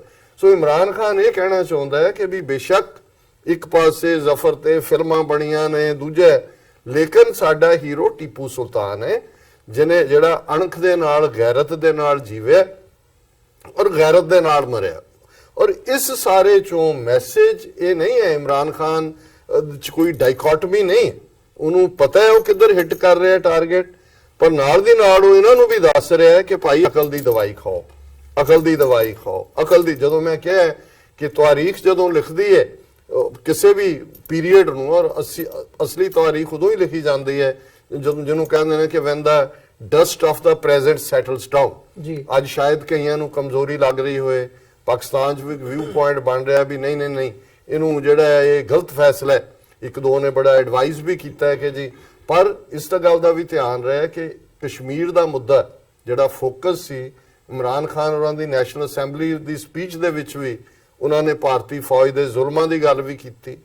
ਉਹਨਾਂ ਨੇ ਕਿਹਾ ਵੀ ਤੁਸੀਂ ਜਿਹੜੀ ਇਸਲਾਮਿਕ ਟੈਰਰਿਜ਼ਮ ਬਣਾਇਆ ਹੋਇਆ ਹੈ ਕਿ ਜੀ ਜਿਵੇਂ ਇਸਲਾਮ ਕੋਈ ਐਨਕਰੇਜਿੰਗ ਫੈਕਟਰ ਹੈ, ਸ਼ੁਰੂ ਤੋਂ ਤੁਹਾਡੇ ਹਿੰਦੂ ਤਾਮਿਲਾਂ ਨੇ ਕੀਤਾ ਵੀ ਉਹਦਾ ਮਜ਼ਹਬ ਨਾਲ ਕੀ ਤਾਲੁਕ ਹੈ। ਵੀ ਜਿਹੜੇ ਪਹਿਲੇ ਖੁਦਕਸ਼ ਬੰਬਰ ਸਨ ਉਹ ਉਹਦੇ 'ਚ ਸ੍ਰੀਲੰਕਾ ਦੇ ਵਿੱਚ ਸਨ ਜਿਨ੍ਹਾਂ ਨੇ, ਔਰ ਉਹਨੂੰ ਕਿਹਾ ਜਦੋਂ ਤੁਸੀਂ ਪੁਸ਼ ਟੂ ਦਾ ਵਾਲ, ਜਿਹਨੂੰ ਅਮਰੀਕਨ ਵੀ ਕਹਿੰਦੇ ਨੇ ਕਿ ਜੀ ਇਫ ਈਵਨ ਕੈਟ ਸਾਡੀ ਡੋਮੈਸਟਿਕ ਹੈ, ਪੈਟ ਹੈ, ਪਰ ਜੇ ਤੁਸੀਂ ਖਿੜਕੀਆਂ, ਦਰਵਾਜ਼ੇ, ਰੋਸ਼ਨਦਾਨ ਬੰਦ ਕਰ ਦਿਓ, ਜਿਹਨੂੰ ਕਹਿੰਦੇ ਨੇ to push the cat to the wall, ਉਹ ਵੀ ਫਿਰ ਲਾਇਨਸ ਬਣ ਜਾਂਦੇ, ਉਹ ਵੀ ਸ਼ੇਰਨੀ ਬਣ ਜਾਂਦੀ, ਫਾਈਟ ਬੈਕ ਕਰਦੀ। ਵੀ ਜਦੋਂ ਤੁਸੀਂ ਲੋਕਾਂ ਦੇ ਕੋਲ ਕਸ਼ਮੀਰ 'ਚ ਤੁਸੀਂ ਸਾਰਾ ਟਿੱਲ ਲਾ ਲਿਆ, ਅੱਤ ਕਰਕੇ ਦੇਖ ਲਈ, ਹੁਣ ਕੀ ਕਰੋਗੇ? ਉਹਨਾਂ ਨੇ ਵੀ ਫਾਈਨਲੀ ਉਹਨੇ ਕਿਹਾ ਡੈਸਪਰੇਸ਼ਨ ਦਾ ਐਕਟ ਹੈ, ਪਰ ਇਹ ਵੀ ਇੱਕ ਬੜਾ ਇੰਪੋਰਟੈਂਟ ਪਾਰਟ ਸੀ ਕਿ ਜਿੱਥੇ ਮੈਗਨੈਨਿਮਿਟੀ ਅਭਿਨੰਦਨ ਨੂੰ ਛੱਡਣ ਦੀ ਸੀ, ਉੱਥੇ ਨਾ ਉਹਨਾਂ ਨੇ ਕਸ਼ਮੀਰ ਦਾ ਇਸ਼ੂ, ਨਾ ਹੀ ਆਪਣੀ ਅਣਖ ਦਾ ਇਸ਼ੂ, ਇਹਦੇ ਨਾਲ ਨਹੀਂ ਉਹਨਾਂ ਨੇ ਕੋਈ ਵੀ ਜਿਹੜਾ ਕੋਈ। ਪਰ ਤੁਹਾਨੂੰ ਲੱਗਦਾ ਵੀ ਇਹ ਸਾਰੇ ਪਾਰਟ ਦੇ ਵਿੱਚ ਜਿਹੜੀ ਇਹ ਸਿਚੁਏਸ਼ਨ ਹੈਗੀ ਹੈ ਭਾਰਤ ਤੇ ਪਾਕਿਸਤਾਨ ਦੀ ਪਿਛਲੇ ਦਹਾਕਿਆਂ ਤੋਂ ਇਹ ਇਦਾਂ ਚੱਲਦੀ ਆ ਰਹੀ ਹੈ ਵੀ ਉਹਨਾਂ ਦੇ ਇਸ ਰਵੱਈਏ ਦੇ ਨਾਲ ਇਹਨੂੰ ਕੋਈ ਜਿਹੜਾ ਹੈਗਾ ਦੂਸਰਾ ਮੋੜ ਦਿੱਤਾ ਜਾ ਸਕਦਾ ਹੈ, ਜਾਂ ਇੰਟਰਨੈਸ਼ਨਲ ਕਮਿਊਨਿਟੀ ਦਾ ਪਾਕਿਸਤਾਨ ਦੇ ਪ੍ਰਤੀ ਰਵੱਈਆ ਆਉਣ ਵਾਲੇ ਸਮੇਂ ਦੇ ਵਿੱਚ ਚੇਂਜ ਹੋ ਸਕਦਾ ਹੈ? ਦੇਖੋ ਜਾਂ ਮਤਲਬ ਬਿਜ਼ਨਸ ਇੰਟਰਸਟ, ਦੇਖੋ ਗੱਲ ਇਹ ਹੈ, ਇੱਕ ਬੜੇ ਸਿਆਣੇ ਦਾਨਿਸ਼ਵਰ ਦਾ ਕਹਿਣਾ ਹੈ ਕਿ if someone's pay depends on not understanding something, you can't make him understand। ਕਿ ਜੇ ਕਿਸੇ ਦੀ ਤਨਖਾਹ ਇਸ ਚੋਂ ਹੈ ਵੀ ਉਹਨੇ ਨਹੀਂ ਸਮਝਣਾ। ਹੁਣ ਜੇ ਉਹਨਾਂ ਦੇ ਲਈ 2019 ਦੀਆਂ ਪਾਰਲੀਮਾਨੀ ਚੋਣਾਂ ਉਸ ਨਫ਼ਰਤ ਚੋਂ ਉਹਨਾਂ ਨੇ ਕੱਢਣੀਆਂ ਨੇ, ਸੋ ਵਕਤੀ ਤੌਰ ਤੇ ਤਾਂ ਮੈਂ ਸਮਝਦਾ ਹਾਂ ਵੀ ਜਿਹੜੀ ਅਸੀਂ ਜਦੋਂ ਪਹਿਲਾਂ 48 ਘੰਟੇ ਪਹਿਲਾਂ ਆਪਸੀ ਗੱਲਬਾਤ ਕੀਤੀ, ਜਿਸ ਨੂੰ ਸਾਡੇ ਦਰਸ਼ਕਾਂ ਨੇ ਬਹੁਤ ਸਰਾਹਿਆ, ਬਹੁਤ ਵਾਇਰਲ ਹੋਈ ਉਹ ਵੀਡੀਓ ਉਸ ਸਾਰੇ ਦੀ, ਉਦੋਂ ਹਾਲਾਤ ਬਿਲਕੁਲ ਡਿਫਰੈਂਟ ਸੀ। ਅੱਜ ਅਸੀਂ ਇਹ ਕਹਿ ਸਕਦੇ ਹਾਂ ਕਿ ਇਮੀਡੀਏਟਲੀ ਜਿਵੇਂ ਉਹਨਾਂ ਨੇ ਕਿਹਾ ਕਿ ਜੀ ਪਾਕਿਸਤਾਨ ਦਾ ਡੈਲੀਗੇਸ਼ਨ ਜਿਹੜਾ ਕਰਤਾਰਪੁਰ ਡਾਇਲੌਗ ਤੇ ਗੱਲਬਾਤ ਲਈ ਮਾਰਚ ਸੱਦਿਆ, ਉਹ ਵੈਲਕਮ ਹੈ, ਉਹ ਆ ਸਕਦਾ ਹੈ। ਜਿਹੜੇ 에ਅਰਪੋਰਟ ਬੰਦ ਕੀਤੇ ਸੀ ਉਹਨਾਂ 'ਚ ਉਹਨਾਂ ਨੇ ਉਡਾਨਾਂ ਆਮ ਵਾਂਗ ਹੋ ਗਈਆਂ। ਉਹਨਾਂ ਨੇ ਕਿਹਾ ਜੀ ਅਸੀਂ ਸਮਝੌਤਾ ਐਕਸਪ੍ਰੈਸ ਬੰਦ ਨਹੀਂ। ਸੋ ਇਸ ਤੋਂ ਜ਼ਾਹਰ ਹੈ ਕਿ ਜਿਹੜਾ ਇਮੀਡੀਏਟਲੀ ਇਹ ਪਾਕਿਸਤਾਨ ਨੂੰ ਇੰਟੀਮੀਡੇਟ ਕਰਕੇ ਔਰ ਫਿਰ ਉਹਨੂੰ ਸੌਦਾ ਵੇਚਣਾ ਚਾਹੁੰਦੇ ਸੀ, ਉਹ ਤਾਂ ਉਹਨਾਂ ਦਾ ਜਿਹੜਾ ਉਹ ਹਾਲਤ ਨਿਕਲ ਗਈ ਹੱਥੋਂ, ਉਹਦੇ 'ਚ ਤਾਂ ਉਹਨਾਂ ਨੇ ਮੂੰਹ ਦੀ ਖਾਧੀ ਹੈ। ਪਰ ਜਿਹੜਾ ਤੁਹਾਡਾ ਪਾਰਟ ਹੈ ਕਿ ਕੋਈ ਇਹਦੇ ਚੋਂ ਪੱਕਾ ਸੋਲੂਸ਼ਨ ਜਾਂ ਨਹੀਂ, ਅਜੇ ਵਕਤ ਲੱਗੇਗਾ। ਹੋ ਸਕਦਾ ਹੈ ਜੇ ਪਾਕਿਸਤਾਨ 'ਚ ਇਮਰਾਨ ਖਾਨ ਵਰਗਾ ਕੋਈ ਦੂਰ ਅੰਦੇਸ਼ ਜਿਹੜਾ ਆ ਗਿਆ, ਕੱਲ ਨੂੰ ਉੱਥੇ ਵੀ ਜਦੋਂ ਇਮਰਾਨ ਖਾਨ ਨੇ ਪਹਿਲੀ ਸਟੇਜ ਤੇ ਕਿਹਾ ਜੀ ਅਸੀਂ ਇਸ ਲਈ ਰਿਐਕਟ ਨਹੀਂ ਕੀਤਾ ਵੀ ਚਲੋ ਚੋਣਾਂ ਦੇ ਲਈ ਇਹਨਾਂ ਨੇ ਕੁਝ ਕਰਨਾ ਹੀ ਹੈ, ਔਰ ਜਦੋਂ ਜਿਹੜੀ ਵੀ ਨਵੀਂ ਹਕੂਮਤ ਆਏਗੀ ਉਸ ਤੋਂ ਬਾਅਦ ਅਸੀਂ ਉਹਨਾਂ ਨਾਲ ਦੇਖਾਂਗੇ ਗੱਲਬਾਤ ਕਰ, ਇਹ ਵੀ ਇੱਕ ਬੜੀ ਵਿਜ਼ਨਰੀ ਸਟੇਟਮੈਂਟ ਸੀ। ਸੋ ਅਸੀਂ ਸਮਝਦੇ ਹਾਂ ਮੇਬੀ ਰੱਬ ਦੇ ਹੱਥ ਸਭ ਕੁਝ ਹੁੰਦਾ ਹੈ ਕਿ ਕੋਈ ਸਿਆਣੀ ਲੀਡਰਸ਼ਿਪ ਕਿਸੇ ਸਟੇਜ ਤੇ ਆਏ। ਹੁਣ ਉਹਨਾਂ ਲਈ 2019 ਇੰਨਾ ਸੌਖਾ ਨਹੀਂ ਰਹਿ ਗਿਆ। ਇਹਨਾਂ 48 ਘੰਟਿਆਂ 'ਚ ਜਿਹੜਾ ਇਮੀਡੀਏਟ ਬਾਅਦ ਉਹ ਸਮਝਦੇ ਸੀ ਜੀ ਅਸੀਂ ਤਾਂ ਹੁਣ ਬਣਾ ਲਿਆ ਆਪਣੀ ਪਿੱਚ ਤੇ ਅਸੀਂ ਲੋਕਾਂ ਨੂੰ ਖੇਡਣ ਲਾ ਦਿੱਤਾ। ਆਪੋਜੀਸ਼ਨ ਵੀ ਜਿਵੇਂ ਆ ਕੇ ਪਿੱਛੇ ਖਲੋ ਗਈ। ਸੋ ਇਹੀ ਹਿੰਦੂਤਵਾਦ ਦੀ ਪਿੱਚ, ਅਖੌਤੀ ਦੇਸ਼ ਭਗਤੀ ਦੀ ਪਿੱਚ, ਐਂਟਾਈ ਮੁਸਲਿਮ ਪਿੱਚ, ਐਂਟਾਈ ਪਾਕਿਸਤਾਨ ਪਿੱਚ, ਹੁਣ ਉਸ ਪਿੱਚ ਤੇ ਖੇਡ ਨਹੀਂ ਸਕਣਗੇ ਇਮੀਡੀਏਟਲੀ, ਇਹ ਫॉर ਸ਼ੋਰ ਹੈ। ਜੀ ਬਿਲਕੁਲ। ਈਵਨ ਜਿਹੜੇ ਬੀਜੇਪੀ ਦੇ ਲੀਡਰਸ ਹੈਗੇ ਆ ਉਹਨਾਂ ਦੇ ਵੀ ਬਿਆਨ ਸੀ ਵੀ ਅਸੀਂ ਜਿਹੜਾ ਹੈਗਾ ਵੱਡੀ ਤਾਦਾਦ ਦੇ ਵਿੱਚ ਸੀਟਾਂ ਦੇ ਉੱਤੇ ਯਾਦੂਰੱਪਾ ਕਰਨਾਟਕਾ 'ਚ ਕਹਿ ਰਿਹਾ ਜੀ ਅਸੀਂ 22 ਸੀਟਾਂ ਵਧਾ ਲਈਆਂ ਆਪਣੀਆਂ ਜੀ, 28 ਦੇ ਵਿੱਚੋਂ ਅਸੀਂ 22 ਤੋਂ ਵੱਧ ਲੈ ਕੇ ਜਾਵਾਂਗੇ। ਜੀ ਬਿਲਕੁਲ। ਮੈਂ ਚਾਹੂੰਗਾ ਕਿ ਹੁਣ ਅਸੀਂ ਜਿਹੜੀ ਗੱਲਬਾਤ ਹੈਗੀ ਹੈ ਜਿਹੜੀ ਇਸ ਜਿਵੇਂ ਇਮਰਾਨ ਖਾਨ ਸਾਹਿਬ ਨੇ ਵੀ ਕਿਹਾ ਵੀ ਜਿਹੜੀ ਜੜ ਹੈ ਇਹਦੀ, ਜੇ ਦੋਵਾਂ ਦੇਸ਼ਾਂ ਦਾ ਜਿਹੜਾ ਮਸਲਾ ਹੈਗਾ ਉਹ ਆ ਕੇ ਰੁਕਦਾ ਕਸ਼ਮੀਰ ਦੇ ਉੱਤੇ। ਕਸ਼ਮੀਰ ਦੇ ਉੱਤੇ ਮੈਂ ਗੱਲਬਾਤ ਥੋੜੀ ਜਿਹੀ ਕਰਨੀ ਚਾਹੂੰਗਾ ਮਲਿਕ ਸਾਹਿਬ। ਜਿਵੇਂ ਕਸ਼ਮੀਰੀਆਂ ਦਾ ਰਿਜ਼ੋਲਵ ਇਸ ਵਕਤ ਦੇਖਣ ਨੂੰ ਮਿਲ ਰਿਹਾ ਹੈ ਆਜ਼ਾਦੀ ਦੇ ਪ੍ਰਤੀ, ਉਹਨਾਂ ਦਾ ਜਿਹੜਾ ਰਿਜ਼ੋਲਵ ਹੈ, ਮਤਲਬ ਬੱਚਾ ਆਜ਼ਾਦੀ ਦੀ ਗੱਲ ਕਰਦਾ ਹੈ, ਤੇ ਜਿਵੇਂ ਹਿਊਮਨ ਰਾਈਟਸ ਵਾਇਲੇਸ਼ਨਸ ਉੱਥੇ ਹੁੰਦੀਆਂ ਨੇ, ਉੱਥੇ ਨਹੀਂ ਜਨੀਵਾ ਕਨਵੈਨਸ਼ਨਸ ਯਾਦ ਆਉਂਦੀਆਂ ਜਾਂ ਉੱਥੇ ਨਹੀਂ ਉਹ ਹੁੰਦਾ, ਉਹ ਡਿਸਪਿਊਟਡ ਟੈਰੀਟਰੀ ਹੋਣ ਦੇ ਬਾਵਜੂਦ ਭਾਰਤ ਵੱਲੋਂ ਇਹ ਗੱਲ ਕਹੀ ਜਾਂਦੀ ਹੈ ਕਿ ਕਸ਼ਮੀਰ ਹਮਾਰਾ ਅਭਿੰਨ ਅੰਗ ਹੈ, ਜੋ ਸਾਡਾ ਇੰਟੈਗਰਲ ਪਾਰਟ ਹੈ। ਸੋ ਇਹ ਜਿਹੜਾ ਰਵੱਈਆ ਹੈਗਾ ਇਹਨੂੰ ਕਿਵੇਂ ਚੇਂਜ ਕੀਤਾ ਜਾ ਸਕਦਾ ਹੈ, ਜਾਂ ਜੇ ਇਹਦੇ ਸੋਲੂਸ਼ਨ ਵੱਲ ਨੂੰ ਗੱਲ ਕਰਨੀ ਹੋਵੇ ਤਾਂ ਕੀ ਸਮਝਦੇ ਹੋ ਕੀ ਕੀਤਾ ਜਾ ਸਕਦਾ? ਪਹਿਲੀ ਗੱਲ ਹੈ ਕਿ ਇੰਡੀਆ ਦੇ ਜਿਹੜੇ ਪੋਲੀਟੀਸ਼ੀਅਨ ਆ ਔਰ ਖਾਸ ਤੌਰ ਤੇ ਮੋਦੀ ਸਰਕਾਰ ਜਿਹੜੀ ਆ, ਉਹਨਾਂ ਨੂੰ ਇਹ ਨਹੀਂ ਪਤਾ ਚੱਲ ਰਿਹਾ ਉਹਨਾਂ ਨੂੰ ਅਫਾਕਾ ਕਿਹੜੀ ਦਵਾਈ ਤੋਂ ਆਏਗਾ। ਉਹ ਇਹ ਡਾਇਗਨੋਜ਼ ਨਹੀਂ ਕਰ ਰਹੇ ਉਹਨਾਂ ਨੂੰ ਡਾਇਬੀਟੀਜ਼ ਹੈ, ਬਲੱਡ ਪ੍ਰੈਸ਼ਰ ਹੈ, ਉਹਨਾਂ ਨੂੰ ਦਿਲ ਦਾ ਮਰਜ਼ ਹੈ। ਉਹ ਕਦੀ ਡਾਇਬੀਟੀਜ਼ ਦੀ ਗੋਲੀ ਖਾ ਲੈਂਦੇ ਆ, ਅੱਛਾ ਫਿਰ ਉਹ ਅਮਰੀਕਾ ਦੀ ਤਰਫ ਦੇਖਦੇ ਆ ਕਿ ਅਮਰੀਕਾ ਤੋਂ ਕੋਈ ਬਿਆਨ ਲੈ ਲਈਏ। ਅਮਰੀਕਾ ਦੇ ਅੰਦਰ ਵੀ ਨਰਿੰਦਰ ਮੋਦੀ ਬੈਠਾ ਹੋਇਆ ਹੈ, ਇੱਥੇ ਵੀ ਉਹ ਵੀ ਇਹ ਨਹੀਂ ਕਹਿੰਦਾ ਕਿ ਮੈਂ ਦੀਵਾਰ ਬਣਾ ਦਾਂਗਾ, ਤੇ ਪੈਸੇ ਉਹ ਮੈਕਸੀਕੋ ਕੋਲੋਂ ਮੰਗਣਾ ਸ਼ੁਰੂ ਕਰ ਦਿੰਦਾ ਹੈ।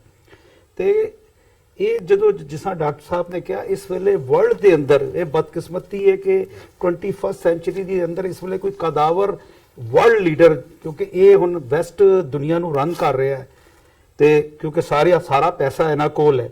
ਮਿਡਲ ਈਸਟ ਦੇ ਜਿੰਨੇ ਕਿੰਗ ਆ ਉਹ ਸਾਰੇ ਵਿਚਾਰੇ ਇਹਨਾਂ ਨੇ ਆਪਣੇ ਟ੍ਰੇਜਰੀ ਬੌਂਡ ਲਾਏ ਹੋਏ ਆ, ਉਹ ਸਿਰਫ ਸਹਿਜ ਹੈ ਯਾਨੀ ਚੈੱਕ ਸਾਈਨ ਕਰਦੇ ਆ। ਤੇ ਹੁਣ ਭਾਰਤ ਨੂੰ ਇੱਕ ਗੱਲ ਸਮਝ ਆ ਗਈ ਹੈ ਕਿ ਇਹ ਬਨੀਆ ਜਿਹੜੀ ਜ਼ਹਿਨ ਹੁੰਦਾ ਹੈ ਉਹ ਦੇਖਦਾ ਕਿ ਲక్ష్ਮੀ ਕਿੱਥੋਂ ਆਂਦੀ ਹੈ, ਕਿਹੜੇ ਘਰੋਂ ਆਂਦੀ ਹੈ, ਉਹਨਾਂ ਨੂੰ ਕੋਈ ਉਸ ਤੋਂ ਨਹੀਂ ਹੁੰਦਾ। ਉਹ ਕਹਿੰਦੇ ਬਸ ਆਏ।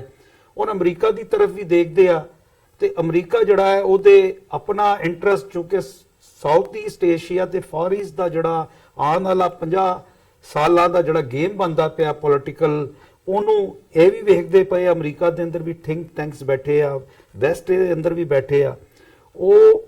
ਉਹਨਾਂ ਦਾ ਸਾਰਾ ਡਿਪੈਂਡ ਜਿਹੜਾ ਹੈ ਉਹ ਇਹ ਆ ਕਿ ਅਸੀਂ ਭਾਰਤ ਨੂੰ ਆਪਣੇ ਨਾਲ ਰੱਖੀਏ, ਕਿ ਉਹ ਸਮਝਦੇ ਆ, ਉਹਨਾਂ ਦੇ ਜ਼ਿਹਨ ਦੇ ਅੰਦਰ ਇਹ ਪਾਇਆ ਗਿਆ ਕਿ ਇਹ ਚਾਈਨਾ ਨੂੰ ਅਗਰ ਕੋਈ ਉੱਥੇ ਅੱਗੇ ਆਉਣ ਤੋਂ ਰੋਕ ਸਕਦਾ ਹੈ ਤੇ ਸ਼ਾਇਦ ਭਾਰਤ ਹੈ।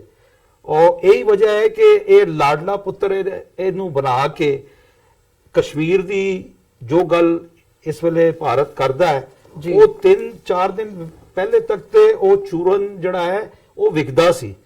ਲੇਕਿਨ ਜਿਹੜਾ ਪਾਕਿਸਤਾਨ ਨੇ ਬਾਉਂਸ ਬੈਕ ਕੀਤਾ ਹੈ, ਔਰ ਜਿਸ ਤਰ੍ਹਾਂ 24 ਘੰਟੇ ਦੇ ਅੰਦਰ ਬਿਲਕੁਲ ਇੱਕ ਪਬਲਿਕ ਓਪੀਨੀਅਨ, ਜਿੱਥੇ ਪਾਕਿਸਤਾਨ ਦੇ 22 ਕਰੋੜ ਲੋਕ ਥੋੜੇ ਜਿਹੇ 1998 ਦੇ ਇੰਡੀਆ ਦੇ ਪਹਿਲੇ ਧਮਾਕੇ ਦੀ ਤਰ੍ਹਾਂ ਥੋੜੇ ਜਿਹੇ ਮਾਯੂਸ ਹੋਏ ਸੀ ਕਿ ਇਹ ਕੀ ਕਰੇਗਾ, ਲੇਕਿਨ ਇੰਡੀਆ ਦੇ ਅੰਦਰ 24 ਘੰਟੇ ਬਾਅਦ ਉਹੀ ਸਿਨੈਰੀਓ ਹੋ ਗਿਆ। ਹੁਣ ਕਸ਼ਮੀਰ ਦੀ ਆਜ਼ਾਦੀ ਨੂੰ ਇੰਡੀਆ ਜ਼ਬਰ ਦੇ ਜ਼ਰੀਏ ਰੋਕ ਤੇ ਸਕਦਾ ਹੈ, ਜਿਸ ਤਰ੍ਹਾਂ ਪੂਰੀ ਹੁਰੀਅਤ ਲੀਡਰਸ਼ਿਪ ਸੀ, ਅਲੀ ਗਿਲਾਨੀ, ਯਾਸੀਨ ਮਲਕ, ਮੀਰ ਉਮਰ ਫਾਰੂਕ, ਇਹਨਾਂ ਨੂੰ ਬੰਦ ਤੇ ਕਰ ਸਕਦਾ ਹੈ। ਲੇਕਿਨ ਉਹ ਨੌਜਵਾਨ ਉੱਥੋਂ ਦਾ ਨਿਕਲ ਆਇਆ ਹੈ, ਕਿਉਂਕਿ ਜਦੋਂ ਤੁਸੀਂ ਉੱਥੇ ਲੜਕੀਆਂ ਬੱਚਿਆਂ ਨੂੰ ਰੇਪ ਕੀਤਾ ਹੈ, ਔਰਤਾਂ ਨੂੰ ਬੇਆਬਰੂ ਕੀਤਾ ਹੈ, ਛੋਟੇ ਛੋਟੇ ਬੱਚਿਆਂ ਨੂੰ ਫੜ ਕੇ, ਇਹ ਸਾਰਾ ਟੈਕਟਿਕ ਉਹਨੇ ਇਸਰਾਈਲ ਤੋਂ ਲਿੱਤੀ ਹੈ। ਇਸਰਾਈਲ ਗੁਜ਼ਸ਼ਤਾ 40 ਵਰਿਆਂ ਤੋਂ ਇਹੀ ਕੁਝ ਕਰ ਰਿਹਾ ਹੈ। ਉਹ ਫਲਸਤੀਨ ਦੇ ਲੋਕ ਜਿਨ੍ਹਾਂ ਕੋਲ ਹਥਿਆਰ ਦੇ ਅੰਦਰ ਸਿਰਫ ਉਹ ਪੱਥਰ ਹੈ ਜਿਹੜੇ ਉਹ ਮਾਰਦੇ ਆ, ਟੈਂਕ ਦੇ ਸਾਹਮਣੇ ਖਲੋ ਜਾਂਦੇ ਆ। ਇਹ ਸਿੱਖਿਆ ਹੈ ਕਿ ਇਹ ਜਿਹੜੀ ਨਸਲਕਸ਼ੀ ਹੈ ਇਹ ਵੀ ਇੱਕ ਜਿਹੜਾ ਹੈ ਨਾ, ਇਹ ਇੱਕ ਟੈਕਟਿਕ ਹੁੰਦੀ ਹੈ ਕਿ ਕਿਸੇ ਕੌਮ ਨੂੰ ਅਗਰ ਤੁਸੀਂ ਮਾਰਨਾ ਹੈ ਉਹਦੇ ਬੱਚੇ ਮਾਰ ਦਿਓ, ਇੱਕ ਪੂਰੀ ਜਨਰੇਸ਼ਨ ਜਿਹੜੀ ਗਰੋਥ ਹੋ ਰਹੀ ਹੈ ਉਹ ਮਾਰ ਦਿਓ। ਤੇ ਪਾਕਿਸਤਾਨ ਨੇ ਜਿਹੜਾ 3 ਦਿਨ ਬਾਅਦ ਵਰਲਡ ਨੂੰ ਵੀ ਇਹ ਮੈਸੇਜ ਦਿੱਤਾ ਹੈ ਕਿ ਅਸੀਂ ਅੱਖਾਂ ਬੰਦ ਕਰਕੇ ਨਹੀਂ ਬੈਠੇ ਹੋਏ। ਕਸ਼ਮੀਰ ਨੂੰ ਜਿੱਥੇ ਭਾਰਤ ਆਪਣਾ ਟੂਟ ਅੰਗ ਕਹਿੰਦਾ ਹੈ, ਉੱਥੇ ਪਾਕਿਸਤਾਨ ਜਦੋਂ ਬਣਿਆ ਹੈ ਤੇ ਪਾਕਿਸਤਾਨ ਦੇ ਫਾਊਂਡਰ ਜਿਹੜੇ ਸੀ ਕਾਇਦੇ ਆਜ਼ਮ ਮੁਹੰਮਦ ਅਲੀ ਜਿਨਾ, ਉਹਨਾਂ ਨੇ ਕਿਹਾ ਸੀ ਕਿ ਕਸ਼ਮੀਰ ਸਾਡੀ ਸ਼ਹਿਰ ਰਗ ਹੈ, ਔਰ ਸ਼ਹਿਰ ਉਹ ਹੁੰਦੀ ਹੈ ਜਿਹੜੀ ਯਾਨੀ ਇਨਸਾਨ ਦੀ ਉਹ ਰਗ ਹੁੰਦੀ ਹੈ ਜਿਸ ਤੇ ਇਨਸਾਨ ਖਲੋਤਾ ਹੁੰਦਾ ਹੈ। ਤੇ ਇਹ तमाम ਚੀਜ਼ਾਂ ਨਾਲ ਇਹ ਕਿ ਹੁਣ ਇੰਡੀਆ ਦੇ ਜਿਹੜੇ ਇਲੈਕਸ਼ਨ ਆ, ਉਸ ਇਲੈਕਸ਼ਨ ਦਾ 3 ਦਿਨ ਪਹਿਲੇ ਜਿਹੜਾ ਉਹਨਾਂ ਨੇ ਇੱਕ ਕਿਆਸ ਬਣਾਇਆ ਸੀ, ਇੱਕ ਜਸਚਰ ਬਣਾਇਆ ਸੀ ਕਿ ਜੀ ਮੋਦੀ ਨਾ ਗੁਜ਼ੀਰ। ਉਹਨਾਂ ਨੇ ਨਾਰੇ ਵੀ ਸ਼ੁਰੂ ਕਰ ਦਿੱਤੇ ਸੀ ਕਿ ਇੰਡੀਆ ਦਾ ਜਿਹੜਾ ਮੁਹਾਫਿਜ਼ ਹੈ, ਜਿਹੜਾ ਚੌਕੀਦਾਰ ਹੈ, ਜਿਹਨੂੰ ਆਪੋਜੀਸ਼ਨ ਕਹਿੰਦੀ ਹੈ ਕਿ ਹਮਾਰੇ ਮੁਲਕ ਦਾ ਚੌਕੀਦਾਰ ਚੋਰ ਹੈ, ਰਾਹੁਲ ਗਾਂਧੀ, ਤੇ ਉਹ ਦੁਬਾਰਾ ਉਹਨਾਂ ਨੂੰ ਮੌਕਾ ਮਿਲਿਆ ਹੈ। ਤੇ ਇਮਰਾਨ ਖਾਨ, ਜਿਸ ਤਰ੍ਹਾਂ ਮੈਂ ਕਿਹਾ ਸੀ ਸ਼ੁਰੂ ਦੇ ਅੰਦਰ ਕਿ ਇੰਡੀਆ ਦੀ ਹੁਣ ਸਿਆਸਤ ਪਾਕਿਸਤਾਨ ਤੋਂ ਅਗਲੇ ਇਲੈਕਸ਼ਨ ਤੱਕ ਕੌਣ ਜਿੱਤਦਾ ਹੈ, ਯੂਪੀਏ ਜਿੱਤਦੀ ਹੈ, ਐਨਡੀਏ ਅਲਾਇੰਸ ਜਿੱਤਦਾ ਹੈ, ਤੇ ਬਾਅਦ ਦੀ ਗੱਲ ਹੈ। ਲੇਕਿਨ ਉਹਨਾਂ ਵਿੱਚੋਂ ਜਿਹੜਾ ਵੀ ਅਲਾਇੰਸ ਜਿੱਤੇਗਾ ਉਹ ਪਾਕਿਸਤਾਨ ਦੇ ਪ੍ਰਾਈਮ ਮਿਨਿਸਟਰ ਦੀ ਹਰਕਤੋਂ ਨਕਲ, ਪਾਕਿਸਤਾਨ ਦੀ ਆਰਮੀ ਦੀ ਮੀਟਿੰਗਸ ਤੇ ਕਿਉਂਕਿ ਪਾਕਿਸਤਾਨੀ ਮੀਡੀਆ ਅਗਰ ਤੁਸੀਂ ਦੇਖੋ ਉਹ ਇੰਨਾ ਜ਼ਿਆਦਾ ਨਫ਼ਰਤ ਜਾਂ ਜੰਗ ਦੀ ਗੱਲ ਨਹੀਂ ਕਰ ਰਿਹਾ। ਲੇਕਿਨ ਜਿਹੜਾ ਭਾਰਤ ਦੇ ਅੰਦਰ ਮੀਡੀਆ ਬੈਠਿਆ ਹੈ ਉਹ ਛੋਟੀ ਛੋਟੀ ਚੀਜ਼ਾਂ ਨੂੰ, ਉਹ ਤਿੰਕੇ ਨੂੰ ਹਵਾ ਬਣਾ ਕੇ ਉਹਦੇ ਬਾਅਦ ਉਹਨੂੰ ਤੂਫਾਨ ਬਣਾ ਕੇ ਲੋਕਾਂ ਦੇ ਸਾਹਮਣੇ ਪੇਸ਼ ਕਰਦਾ ਹੈ। ਤੇ ਬਦਕਿਸਮਤੀ ਨਾਲ ਉਹ ਜ਼ਰ ਖਰੀਦਦਾ ਹਿੰਦੂ ਤੋਂ ਵੀ ਜਾਂਦਾ ਹੀ ਹੈ। 1 ਅਰਬ 22 ਕਰੋੜ ਦੀ ਆਬਾਦੀ ਵਾਲੇ ਮੁਲਕ ਦੇ ਅੰਦਰ 95% ਲੋਕ ਮੈਂ ਸਮਝਦਾ ਕਿ ਉਹ ਚੀਜ਼ ਨੂੰ ਬਾਕਾਇਦਾ ਬਾਏ ਕਰਦੇ ਆ, ਉਸ ਝੂਠ ਨੂੰ ਜਿਹੜਾ ਮੀਡੀਆ ਦੇ ਸਾਹਮਣੇ ਬੋਲਿਆ ਜਾ ਰਿਹਾ। ਲੇਕਿਨ ਇੰਟਰਨੈਸ਼ਨਲ ਸਿਨੈਰੀਓ ਤੇ ਅੱਜ ਇੰਡੀਆ ਇੱਕ ਮਜ਼ਾਕ ਬਣ ਗਿਆ ਹੈ। ਉਹਨਾਂ ਨੂੰ ਵੀ ਸਮਝ ਆ ਗਈ ਹੈ, ਵੈਸਟਰਨ ਵਰਲਡ ਨੂੰ ਵੀ, ਕਿ ਠੀਕ ਹੈ ਅਸੀਂ ਇੰਡੀਆ ਨੂੰ ਕੁਝ ਦੇ ਤੇ ਰਹੇ ਆ, ਲੇਕਿਨ ਹੈ ਇਹ ਮਿੱਟੀ ਦਾ ਮਾਧੂ, ਜਿੱਥੇ ਵੀ ਯਾਨੀ ਥੋੜੀ ਵੀ ਹਵਾ ਤੇਜ਼ ਚੱਲੀ ਤੇ ਇਹਨੇ ਜਿਹੜਾ ਨਾ ਢਹਿ ਜਾਣਾ ਹੈ। ਤੇ ਕਸ਼ਮੀਰ ਦਾ ਇਹ ਰੋਕ ਨਹੀਂ ਸਕਦੇ। ਹੁਣ ਇੰਡੀਆ ਨੂੰ ਇੱਕ ਗੱਲ ਦਾ ਪਤਾ ਚੱਲ ਗਿਆ ਕਿ ਪਾਕਿਸਤਾਨ ਨਾਲ ਅਸੀਂ ਜੰਗ ਕਰਾਂਗੇ ਤੇ ਇਹ ਜੰਗ ਜਿਹੜੀ ਆ ਕਸ਼ਮੀਰ ਦੀ ਆਜ਼ਾਦੀ ਦੀ ਜੰਗ ਹੋਏਗੀ। ਇਹਦੇ ਅੰਦਰ ਹੁਣ ਜਿਸ ਤਰ੍ਹਾਂ ਤਰਖੰਡੀ ਤੇ ਨਕਿਆਲ ਸੈਕਟਰ ਤੇ ਜਦੋਂ ਇਹ ਫਾਇਰਿੰਗ ਸ਼ੁਰੂ ਹੋਈ ਹੈ ਤੇ ਪਾਕਿਸਤਾਨ ਨੇ 7 ਇਹਨਾਂ ਦੀ ਪੋਸਟਾਂ ਜੜੀਆਂ ਤਬਾਹ ਕਰ ਦਿੱਤੀਆਂ ਸੀ। ਇਹ ਔਨ ਰੈਕਡ 2 ਦਿਨ ਪਹਿਲੇ ਦੀ ਗੱਲ ਹੈ। ਇੰਡੀਆ ਨੂੰ ਸਮਝ ਆ ਗਿਆ ਹੈ ਕਿ ਇਹ ਔਰ ਪਾਕਿਸਤਾਨ ਜੰਗ ਦੇ ਅੰਦਰ ਤਿਆਰ ਬੈਠਾ ਹੈ। ਅਸੀਂ ਤੇ 40 ਸਾਲ ਤੋਂ ਜੰਗ ਦੇ ਅੰਦਰ ਬੈਠੇ, 1979 ਤੋਂ ਅਸੀਂ ਤੇ ਜੰਗ ਦੇ ਅੰਦਰ ਆ। ਪਹਿਲੇ ਅਸੀਂ ਸੁਪਰ ਪਾਵਰਾਂ ਦੀ ਜੰਗ ਲੜੀ, ਉਹਦੇ ਅੰਦਰ ਇੰਧਨ ਬਣੇ। ਫਿਰ 9/11 ਦੇ ਬਾਅਦ ਅਸੀਂ ਫਿਰ ਹਾਈ ਅਲਰਟ ਹੋ ਗਏ। 2002 ਦੇ ਅੰਦਰ ਭਾਰਤ 7 ਲੱਖ ਫੌਜ ਲਿਆ ਕੇ ਉਹਨੇ ਖੜੀ ਕਰ ਦਿੱਤੀ ਸਾਡੇ ਸਾਹਮਣੇ ਕਿ ਜਨਰਲ ਮੁਸ਼ਰਫ ਨੇ ਫੌਜ ਜਾ ਕੇ ਖੜੀ ਕਰ ਦਿੱਤੀ, ਆਓ ਲੜ ਲਓ। ਤੇ ਇਹ ਜਿਹੜਾ 17 ਸਾਲ ਦਾ ਜਿਹੜਾ ਹੈ, ਅਸੀਂ ਤੇ 40 ਸਾਲ ਤੋਂ ਜੰਗ ਦੇ ਅੰਦਰ ਪਾਕਿਸਤਾਨੀ ਆਰਮੀ ਨੂੰ ਕਿਸੇ ਟ੍ਰੇਨਿੰਗ ਦੀ ਲੋੜ ਨਹੀਂ ਆ। ਇਹਨਾਂ ਨੂੰ ਚਾਹੀਦਾ ਹੈ ਕਿ ਇਹ ਜਿਹੜਾ ਹੈ ਯਾਨੀ ਆਪਣਾ ਮਾਲਸ਼ਾ ਕਰਾਉਣ ਤੇ ਜਿਹੜੀ ਗਊ ਮਾਤਾ ਦਾ ਜਿਹੜਾ ਇਹ ਯੂਰੀਨ ਪੀਂਦੇ ਪਏ, ਉਹਦੇ ਬਜਾਏ ਇਹਨਾਂ ਨੂੰ ਚਾਹੀਦਾ ਕਿ ਪੰਜਾਬ ਦੇ ਅੰਦਰ ਜਾ ਕੇ ਉੱਥੋਂ ਕੋਈ ਘਿਓ ਲੈਣ, ਦੇਸੀ ਘਿਓ, ਉਹ ਵੀ ਗਾਵਾਂ ਮੱਝਾਂ ਨਾਲ ਲੈ ਕੇ ਨਾਲੇ ਦੁੱਧ, ਖਾਲਸ ਦੁੱਧ ਪੀਣ ਤੇ ਬਦਾਮ ਖਾਣ, ਪਤਾ ਲੱਗੇ। ਕਿਉਂਕਿ ਪਾਕਿਸਤਾਨ ਜੰਗ ਦੇ ਅੰਦਰ ਤਿਆਰ ਹੈ ਔਰ ਉਹਨਾਂ ਨੇ ਸਾਬਤ ਕਰ ਦਿੱਤਾ 24 ਘੰਟੇ ਦੇ ਅੰਦਰ। ਤੇ ਇੰਟਰਨੈਸ਼ਨਲ ਵਰਲਡ ਦੀ ਜਿੱਥੇ ਗੱਲ ਕਰ ਰਹੇ ਹੋ, ਇਸ ਵੇਲੇ ਇੰਟਰਨੈਸ਼ਨਲ ਵਰਲਡ ਦੇ ਅੰਦਰ ਸਿਰਫ ਦੋਸਤੀਆਂ ਰਹਿ ਗਈਆਂ, ਮਤਲਬ ਦੀਆਂ। ਤੁਸੀਂ ਮੈਨੂੰ ਕੀ ਦੇ ਸਕਦੇ ਹੋ ਤੇ ਮੈਂ ਤੁਹਾਨੂੰ ਕੀ ਦੇ ਸਕਦਾ। ਤੇ ਇਹ ਸਾਰੀ ਜਿਹਨੂੰ ਮਟੀਰੀਅਲਿਸਟਿਕ ਵਰਲਡ ਹੈ, ਮੈਂ ਇਹ ਕਹਿੰਦਾ ਇਹ ਮਟੀਰੀਅਲਿਸਟਿਕ ਵਰਲਡ ਅਸੀਂ ਬਣਾਇਆ ਤੇ ਮਟੀਰੀਅਲਿਸਟਿਕ ਸੁਸਾਇਟੀ ਹੈ ਜਿਹਦੇ ਅੰਦਰ ਅੱਜ ਅਗਰ ਪਾਕਿਸਤਾਨ ਇਨਵੈਸਟਮੈਂਟ ਦੇ ਹਿਸਾਬ ਨਾਲ ਜਾਂ ਕੁਝ ਦੇਣ ਦੇ ਹਿਸਾਬ ਨਾਲ ਇੰਟਰਨੈਸ਼ਨਲ ਵਰਲਡ ਵਾਸਤੇ ਸੋਨੇ ਦਾ ਨਿਵਾਲਾ ਜਾਂ ਸੋਨੇ ਦਾ ਚਮਚਾ ਬਣਿਆ ਤੇ ਉਹਨਾਂ ਨੇ ਆਪਣੀ ਅੱਖਾਂ ਇੰਡੀਆ ਤੋਂ ਫੇਰ ਕੇ ਪਾਕਿਸਤਾਨ ਦੀ ਤਰਫ ਕਰ ਲੈਣੀਆਂ ਨੇ। ਜੀ ਡਾਕਟਰ ਸਾਹਿਬ, ਤੁਸੀਂ ਕਸ਼ਮੀਰ ਇਸ਼ੂ ਦੀ ਅਸੀਂ ਜਦੋਂ ਗੱਲ ਕਰਦੇ ਹਾਂ ਤਾਂ ਉਹਦੇ ਜਿਹੜੀ ਬੈਕਗ੍ਰਾਉਂਡ ਹੈਗੀ ਹੈ ਉਹਦੇ ਬਾਰੇ ਵੀ ਡਿਸਕਸ਼ਨ ਹੁੰਦੀ ਹੈ।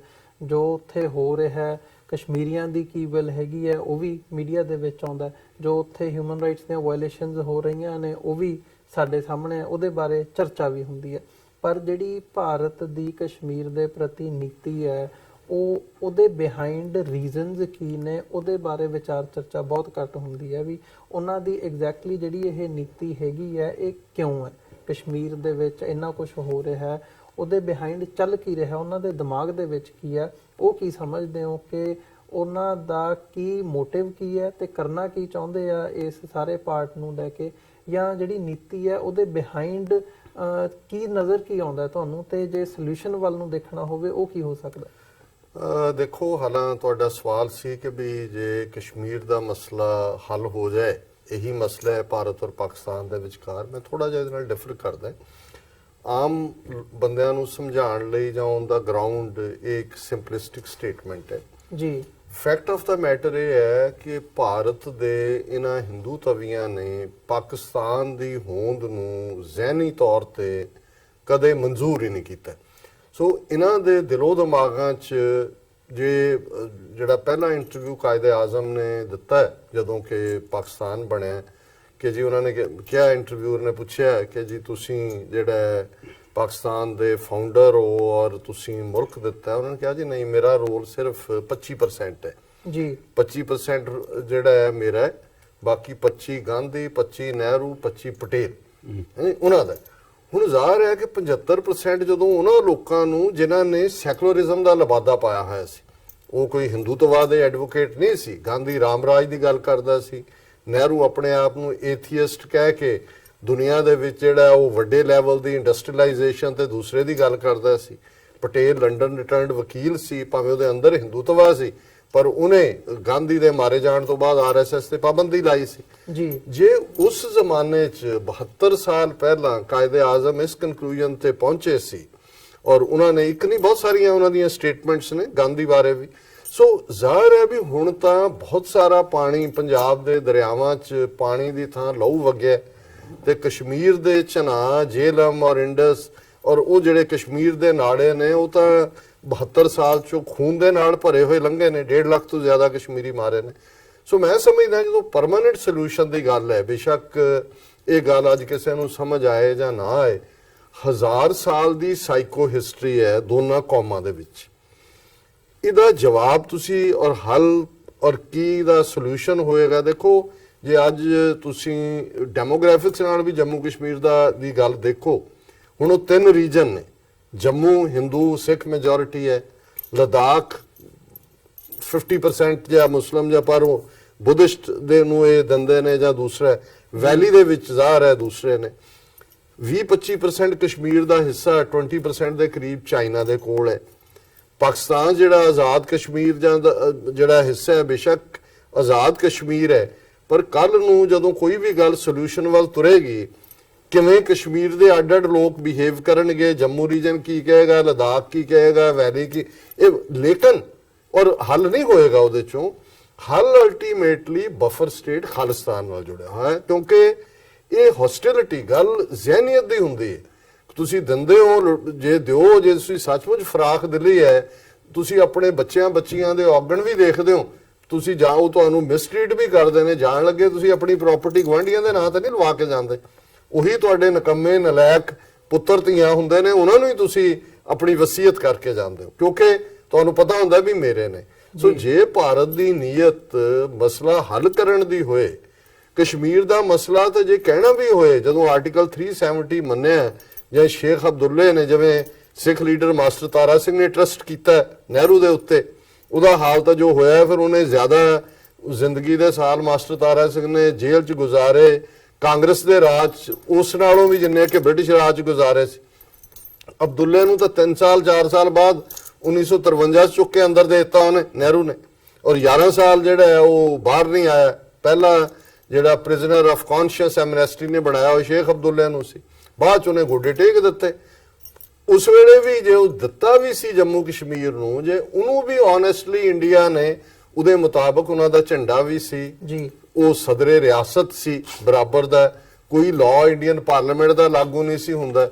ਤੇ ਜੇ ਉਹ ਸਭ 370 ਦੇ ਕੇ ਵੀ ਕਨਸਟੀਟਿਊਸ਼ਨਲੀ ਕਸ਼ਮੀਰੀਆਂ 'ਚ 1.5 ਲੱਖ ਮਾਰ ਦਿੱਤਾ, ਉਹ ਹਾਲ ਕੀਤਾ ਹੋਇਆ, ਇਹਨਾਂ ਤੋਂ ਤੁਸੀਂ ਕਿਹੜਾ ਐਗਰੀਮੈਂਟ ਮੰਗਦੇ ਹੋ ਕਿ ਵੀ ਇਹ ਕਰ ਸਕਦਾ? ਹਾਂ, ਅਲਟੀਮੇਟਲੀ ਜੇ ਖਾਲਿਸਤਾਨ ਇੱਕ ਬਫਰ ਸਟੇਟ ਦੇ ਤੌਰ ਤੇ ਇਹਨਾਂ ਦੋਨਾਂ ਦੇ ਵਿਚਕਾਰ ਆ ਜਾਂਦਾ, ਜ਼ਾਹਰ ਹੈ ਪਾਕਿਸਤਾਨ ਦਾ ਕਲੇਮ ਕਸ਼ਮੀਰ ਤੇ ਸਿਰਫ ਇਸ ਲਈ ਨਹੀਂ ਹੈ ਕਿ ਜੀ ਡਾਕੂਮੈਂਟ ਆਫ ਐਕਸੈਸ਼ਨ ਉਹਨਾਂ ਦਾ ਜਾਲੀ ਹੈ ਜਾਂ ਪਾਕਿਸਤਾਨ ਦੇ ਨਾਲ ਜਿਹੜਾ ਉਹਨਾਂ ਦੀ ਮੁਸਲਮਾਨ ਮੈਜੋਰਟੀ, ਮੈਂ ਸਮਝਦਾ ਪਾਕਿਸਤਾਨ ਦੀ ਲਾਈਫ ਲਾਈਨ ਵਾਟਰ ਹੈ।